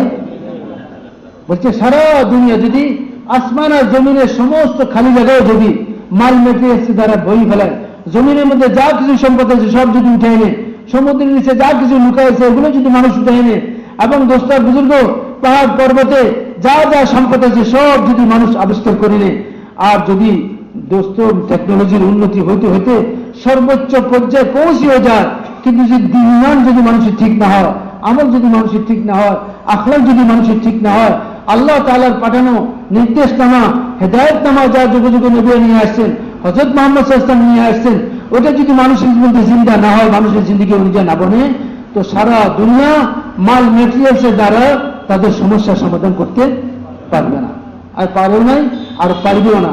ফেরাউনের জামানায় হুকুমত ছিল, কিন্তু দিন না থাকার কারণে সে কামিয়াব হতে পারে নাই। নমরুদের কাছে রাজত্ব ছিল, দিন না থাকার কারণে কামিয়াব হতে পারে নাই। তারপরে সাদ্দাতের কাছে জমিদারি ছিল, দিন না থাকার কারণে কামিয়াব হতে পারে নাই। এবং দোস্ত কারণের কাছে মাল ছিল, দিন না থাকার কারণে কামিয়াব হতে পারে নাই। হামানের কাছে মন্ত্রিত্ব ছিল, দিন না থাকার কারণে কামিয়াব হতে পারে নাই। কওমে নূহের কাছে সংখ্যাগরিষ্ঠতা ছিল, দিন না থাকার কারণে পারে নাই। কওমে আদের কাছে গায়ের শক্তি ছিল, দিন না থাকার কারণে কামিয়াব হতে পারে নাই। কওমে সমুদ্রের কাছে টেকনোলজি ছিল, পাহাড় কেটে ঘর বানাইতো, সব মৌসুমের জন্য উপযোগী ঘর বানাইতো, কিন্তু দিন না থাকার কারণে তারাও কামিয়াব হতে পারে নাই। কওমে সালের কাছে ব্যবসা বাণিজ্য ছিল, বিশাল বিশাল ব্যবসা ছিল, দিন না থাকার কারণে তারা কামিয়াব হতে পারে নাই। কওমে সাবার কাছে কৃষি প্রজেক্ট ছিল, বিশাল বিশাল। আমরা ইয়েমেনে গেলাম, ইয়েমেনের আরেকটা প্রদেশ আছে, ওই প্রদেশের মধ্যে কওমে সাবার এখনো নিদর্শনগুলো আছে। বাঁধ ভাঙ্গা, জোয়ার যে পানি আসছিল, ঢল আসছিল, আর কোথায় তারা পানি আটকায় রাখতো সারা বছরের জন্য, এবং তারা বাগান করতো। বাগান কত দীর্ঘ, কত মাইল পর্যন্ত লম্বা ছিল, পুরো এরিয়া এখনো আছে সেখানে। কিছুই নাই, এখন শুধু কিছু কাঁটাদার ঝোপঝাড় ছাড়া কিছুই হয় না ওই জমিনের মধ্যে। আল্লাহ তাআলা যখন ধ্বংস করে দিলেন, তারা যখন অহংকারী হয়ে উঠলো, তারা নবীর কথাকে মানতে রাজি হলো না, সচ্ছলতা তাদেরকে নাফরমান বানাইলো, তখন আল্লাহ তাআলা বাঁধ ভাঙ্গা জোয়ার দিয়ে তাদের সব কিছু প্রজেক্ট ডুবে শেষ খতম করে দিয়েছেন। আল্লাহ তাআলা বলেন কাআল্লাম তাগনা বিল আমস, আমি এরকম করে দিলাম, পরদিন মনে হলো যেন এখানে কোনোদিন কোনো কৃষি প্রজেক্ট ছিলই না, কোনো বাগ বাগিচা ছিল না, অথচ বিশাল বিশাল বাগিচা ছিল, মাইলকে মাইল ওদের বাগান লম্বা ছিল। খালি টুকরি নিয়ে যদি কেউ হাঁটি যেত, আপনা আপনি ফল করে টুকরি ভরে যেত। আর তাদের এই বিশাল বাগান আর সবুজের সমারোহের কারণে পরিবেশ এত নীরব পরিবেশ ছিল, এবং পরিবেশ এত সুস্থ পরিবেশ ছিল যে সেখানে কোনো রোগী যদি ওই পরিবেশে যেত, তো সে তার শরীরে যে রোগ জীবাণু সেটা এমনি মরে যেত, সেখানে ওই পরিবেশে টিকতো না কোনো রোগ জীবাণু, সেখানে এত সুস্থ পরিবেশ ছিল। কিন্তু দিন না থাকার কারণে তারা কামিয়াব হইতে পারে নাই। একই দাওয়াত হযরত মুহাম্মদ সাল্লাল্লাহু আলাইহি ওয়াসাল্লামের কিয়ামত পর্যন্ত জন্য, যে যত লাইনে চেষ্টা করো না কেন, দিন যদি হাসিল না করো, ইমান যদি না বানাও, আমল যদি সুন্দর না করো, আখলাক যদি না বানাও, আল্লাহ তাআলার নির্দেশ অনুযায়ী জিন্দেগি না বানাও, তো দুনিয়া আর আসমান জমিন এক করে ফেলতে পারবা না। দুনিয়া তোমাদের বনবে না, আখিরাত তোমাদের বনবে। দুনিয়া দুঃখ কষ্ট আর মারামারি আর হানাহানি আর রক্তের বন্যা বইবে, আর একজন একজনকে জীব জন্তুর মতো ছিঁড়া ফাইড়া খাইবা, একজন একজন রক্ত চুষা খাইবা। এই দুনিয়া পশুর রাজত্বের মতো হবে। দুনিয়া আজকে কি বলে, পশুর রাজত্ব ছাড়া কি? জোরদার মুল্লুকতার, জোরদার রাজ্যতার। এই যখন হয় তখন কি কেউ নিরাপদ থাকতে পারবে?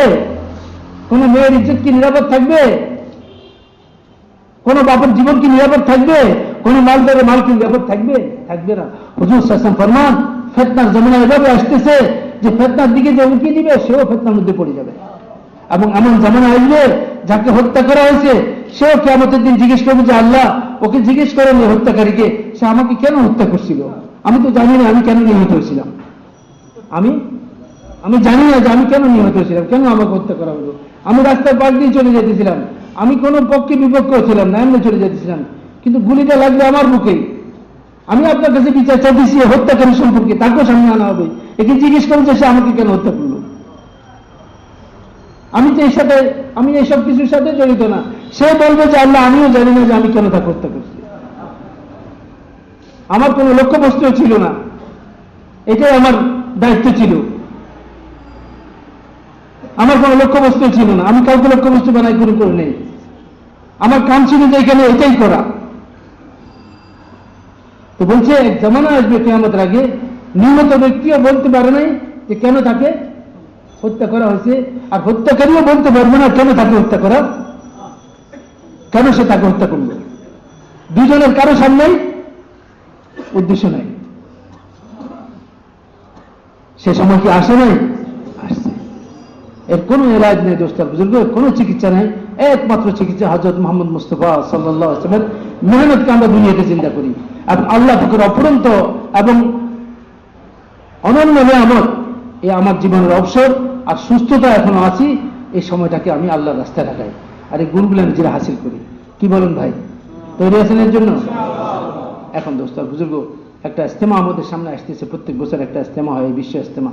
আমাদের বড়রা বারবার কথা বলতেছিলেন যে ইস্তেমাটাকে যদি ইস্তেমাটা তোমরা এভাবে করো যে ইস্তেমার আগে এত মেহনত করো, সারা দেশে কোনো বালিগ মেয়ে পুরুষ দিয়ে নামাজি না থাকে, কোনো ঘর তালিম থেকে খালি না থাকে, কোনো মসজিদ বেআবাদ না থাকে, শতকরা 100 ভাগ মুসলমান 100 ভাগ নামাজি হয়ে যায়, দিন শিখনেওয়ালা শিখানোওয়ালা হয়ে যায়। বাচ্চারা মসজিদে মাদ্রাসায় মক্তবে কোরআন শিখতেছে, দিন শিখতেছে, এবং দোস্ত বুজুর্গ ঘরের মধ্যে দিনে তালিম হইতেছে, সিফাতের মুযাকারা হইতেছে, কোরআনের তেলাওয়াত হইতেছে, দোয়া ও কান্নাকাটি হইতেছে। এবং সারা দেশের ভিতরে ইস্তেমার আগে যদি এরকম একটা পরিবেশ তোমরা কায়েম করতে পারো, আর এরকম মাজমা যদি ইস্তেমাতে আসে, যে মাজমা দিনদার ইমানদার আখলাকওয়ালা, আল্লাহ তাআলার সাথে তাআল্লুক হাসিল আছে, তাআল্লুক মাআল্লাহওয়ালা, নবীর মহব্বতওয়ালা, নবীর সুন্নতের উপর চলার আগ্রহ আছে, সুন্নতের উপর চলনেওয়ালা, শরীয়ত সুন্নত অনুযায়ী জিন্দগি যাপন করনেওয়ালা, হালাল হারামের তমিজ করনেওয়ালা, জায়েজ নাজায়েজের তমিজ করনেওয়ালা, অন্যের উপকার করার জজবা, অন্যের ক্ষতি করে না বরং উপকার করার জজবা তার দিলের মধ্যে, অন্যের খেদমত করার জজবা তার দিলের মধ্যে, এই ধরনের সিফাতে ভরপুর অন্তর, এরকম লোকদের যদি এক মাজমা ইস্তেমাতে নিয়ে আসো, এই মাজমা মেহনত করতে আসবে, তারা তাদের সাথে বিশাল এক মাজমাকে তৈরি করে নিয়ে আসবে, যারা ইস্তেমা থেকে আল্লাহর রাস্তায় চলে যাবে। তো এরা ইস্তেমার আগে আল্লাহর রাস্তায় বাইরিয়া মেহনত করে এক মাজমা তাদের সাথে মাঠে নিয়ে আসছে, এরা মেহনত করে ফিরে আসছে, আবার এখান থেকে আরেক মাজমা মেহনতের জন্য যাইতেছে। যদি এরকম একটা ইস্তেমা তোমরা সিফাতওয়ালা কায়েম করতে পারো, তো এই একটা ইস্তেমা, যেহেতু এটা আলমী নিসবতি, কোন নিসবতি? আলমী নিসবতি, এটাকে বিশ্ব ইস্তেমা বলা হয়, সারা বিশ্বের মেহমান, সারা বিশ্বকে সামনে রেখে ইস্তেমা। তাহলে আল্লাহ পাক তোমাদের একটা ইস্তেমাকেই উসিলা করি পুরো আলমের জন্য হেদায়েতের ফয়সালা করে দিবেন, পুরো আলমের জন্য আল্লাহ তাআলা দ্বীন জিন্দা করার ফয়সালা করবেন, ইমানকে দুনিয়াতে জিন্দা করার ফয়সালা করে দিবেন। সারা দুনিয়াব্যাপী আজকে যে বাতিলের লাপালাপি, আজকে যে বাতিলের লম্পজম্প, আজকে যে বাতিলের হানাহানি, আজকে যে বাতিল সারা দুনিয়াতে আজকে প্রবল গতিতে আজকে চলতেছে, আর সারা দুনিয়ার ইমানওয়ালারা মুসলমানরা আজকে মুতাসির এবং প্রভাবান্বিত হয়ে গেছে। দোস্ত, বাতিলের এই শক্তিকে আল্লাহ তাআলা এই দাওয়াতের মেহনতের দ্বারায় কমজোর করে দিবেন। হযরত ইউসুফ স্যার আমাদের বলতেন, যদি উম্মতের 50 ভাগ লোক নামাজি হয়ে যায়, উম্মতের 50 ভাগ মুসলমান নামাজি হয়ে যায়, তো বাতিলের উন্নতি স্থবির হয়ে যাবে, বাতিলের উন্নতি স্থবির হয়ে যাবে, স্থবির মানে আর সামনে বাড়বে না। আর ইসলামের অবনতিও এটাও স্থবির হয়ে যাবে, এটাও নিচে আর নামবে না। এখন যদি 51% হয়ে যায়, তো বাতিলের অবনতি শুরু হয়ে যাবে, আবার ইসলামের উন্নতি শুরু হয়ে যাবে। দুর্ভাগ্য, আজ মুসলমান 150-200 কোটি মুসলমান সারা দুনিয়াতে, দুনিয়ার কোনো একটা শহর নাই, দুনিয়ার কোনো একটা গ্রাম দেখানো যাবে না যেখানে শতকরা 100 ভাগ মুসলমান নামাজি আছে। এটাতে দুর্ভাগ্য আর কি বলেন? ইসলামের মধ্যে ইমানের পরে সর্বোচ্চ আমল কি? নামাজ। যে নামাজ সম্পর্কে বলছে, যে নামাজকে জিন্দা করলো সে পুরো ইসলামকে জিন্দা করলো, আর যে নামাজকে নষ্ট করলো সে পুরো দিনকে ধ্বংস করে দিল। যে নামাজ সম্পর্কে বলা হচ্ছে যে নামাজ পড়ে না ইসলামে তার কোনো অংশই তার নাই। যে নামাজের ব্যাপারে মুনাফিকরা পর্যন্ত নিজেদের মুনাফিকিটাকে ঢাকি রাখার জন্য যাতে প্রকাশ না পায় জামাতের সাথে নামাজ পড়তো। আজ তো মুসলমান দোস্ত নামাজ জামাত তো দূরে থাক, নামাজই পড়ে না। এক জামানা ছিল যে মুনাফিক নামাজের জামাত ছাড়ার সাহস করতো না, আর এই জামানাতে প্রকাশ্যে মুসলমান নামাজ পড়ে না, এটাকে কোনো গুনাহ মনে করে না। তো কত মেহনত মুসলমানদের মধ্যে করা দরকার। তারপর আর জাতি আছে 450-600 কোটির, প্রায় 450-500 কোটির মতো কাফের মুশরিক যারা বেঈমান, তাদেরকে হেদায়েতের পথে আনা, তাদেরকে ইমানের পথে আনা, তাদেরকে ইসলামের দিকে, ইসলামের সৌন্দর্যের দিকে, ইসলামী জিন্দিগির দিকে আনা, তাদেরকে নবীওয়ালা পাকিজা জিন্দিগির দিকে আনা, এটাও তো দায়িত্ব আমাদের। এটা দায়িত্ব কাদের? আর কোন নবী আসবেন? তো এখনো তো এক দায়িত্বই পুরা হয়নি। টঙ্গীর ইস্তেমা আমরা দেখতেছি, বিশাল ইস্তেমা, আমরা অনেকে বলি যে লক্ষ লক্ষ লোক, কিন্তু বলেন সারা বাংলাদেশে একটা গ্রাম দেখেন না যে 70-100 ভাগ নামাজি আছে। আজ এত বছর তবলিগের মেহনত দিতেছে। সারা ফেনীওয়ালারা একটা মসজিদ দেখেন না। একটা মসজিদ বলেন যে আমরা মেহনত করি এত বছরে, সারা ফেনীতে 10টা মসজিদ আমরা এরকম বানিয়েছি যে মসজিদের যে আওতা যতটুকু আছে এই আওতার মধ্যে কোনো বেনামাজি নেই।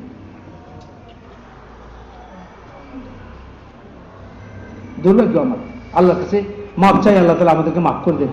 এই জন্য মেরে ভাই আমরা চাইতেছি যে এখন থেকে আর 1 মাসও পুরা নাই, 24 তারিখে ইজতেমা শুরু হয়ে যাবে।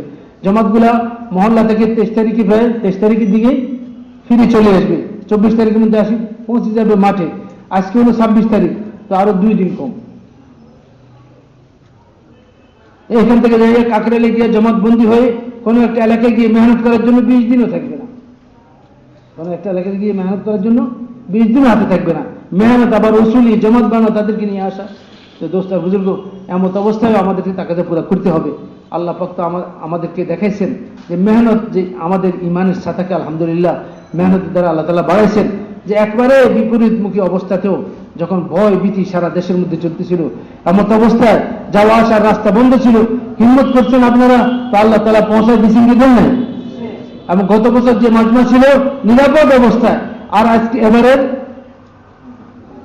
নিরাপত্তাহীন অবস্থাও তার চাইতে মাজমা বড়, এবং খুরুজ আর জমাতের সংখ্যাও বেশি বাইরে, প্রায় 2800 জমাতের মতো বাইরে, দেশি বিদেশি মিলে। গতবার ছিল 2500, প্রায় 2800 জমাত বের হয়েছে।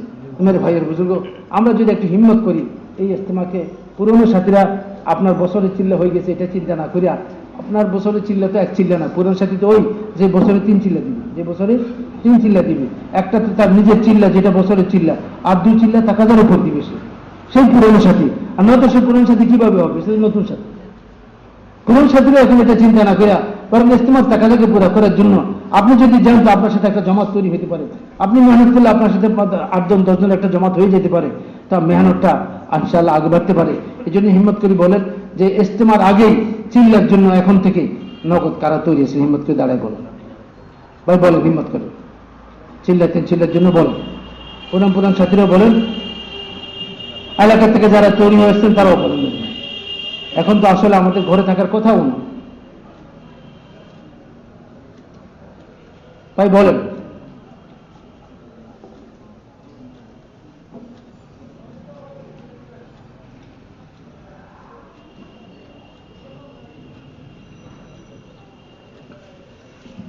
অনেকে বলতেছেন যদি মাত্র জোরের থেকে আইলাম, সেখানে নগদ জামাত গেল, তো যারা গেছে তারাই না গেছে, আপনি তো জান নাই।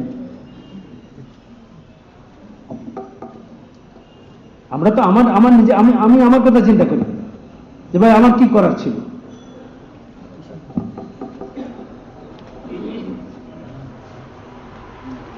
তো যদি আমরা কোরবানির উপর না উঠি, পুরনোরা জিম্মাদাররা, এবং ইজতেমাকে যদি সহি নাহাজের উপর আমরা না আনি, তো এই ইজতেমা একটা রুসুম ও রেওয়াজ হবে। ইজতেমার দ্বারা বেশি হবে কিছু ব্যবসায়ী লোকের কিছু কামাইয়ের সুযোগ হয়ে যাবে, আগে 3 দিন কামাইতো, এখন 10 দিন পর্যন্ত কামাইতে থাকে অনবরত। কারণ বিশাল মাজমা, ওদের চাউলের দরকার, ডাউলের দরকার, বিভিন্ন জিনিসের দরকার। তো সারাক্ষণ মাজমা অর্ধেক আছে মাঠে আর অর্ধেক আছে বাজারে ঘুরতেছি। এই ইজতেমার দ্বারা তো দোস্ত দুনিয়া থেকে বাতিল মিটার ফয়সলা হবে না। ওই ইজতেমার দ্বারা বাতিল মিটার ফয়সলা আল্লাহ তাআলা আসমান থেকে করবেন, যে ইজতেমার 100 ভাগের 100 ভাগ আল্লাহ তাআলার দিকে মতওয়াজ্জহ আছে। কথা বুঝে আসছে ভাই? 100 ভাগের 100 ভাগ আমলের মধ্যে জড়িয়ে আছে। এখন এর জন্য মেহনত করার দরকার কি দরকার না বড় ভাই? তখন কে করবে মেহনত? জি, কারা করবে? কবে করবেন আপনারা মেহনত? ইজতেমার পরে? ইজতেমা থেকে তো মেহনত হয় না, ইজতেমা থেকে তো মেহনত শেষ হয়। মেহনত তো শুরু হয় যখন ইজতেমার এলান হয়, ইজতেমার মশওয়ারা হয়। প্রত্যেক বছর টঙ্গীর ময়দানে যখন ইজতেমার মশওয়ারা হয়, তা আমাদের বড় বলেন তোমাদের ইজতেমা শুরু হয়ে গেল, তোমাদের ইজতেমা শুরু হয়ে গেল, 24 তারিখে গিয়ে ইজতেমা শেষ হয়ে যাবে। তো উনি কোথায় যে আমরা 24 তারিখ থেকে ইজতেমা শুরু করে দিই, তো ওটা তো আগে বছর। জি জি জি, মাশাআল্লাহ। আল্লাহ তাআলা কবুল করেন, আল্লাহ জান মাঝে বরকত দান করেন, আল্লাহ তাআলা ঈমানের হাকিকত নসিব করেন। আরো বলেন ভাই, আরো বলেন, আরো বলেন। জি বলেন। আপসের মধ্যে একটু তশকিল করবেন না, ওইটা অন্যদিকে যায় না, নিজেরা একটু হালকা বানান, আপসের মধ্যে একটু তশকিল করেন, কথা বলেন।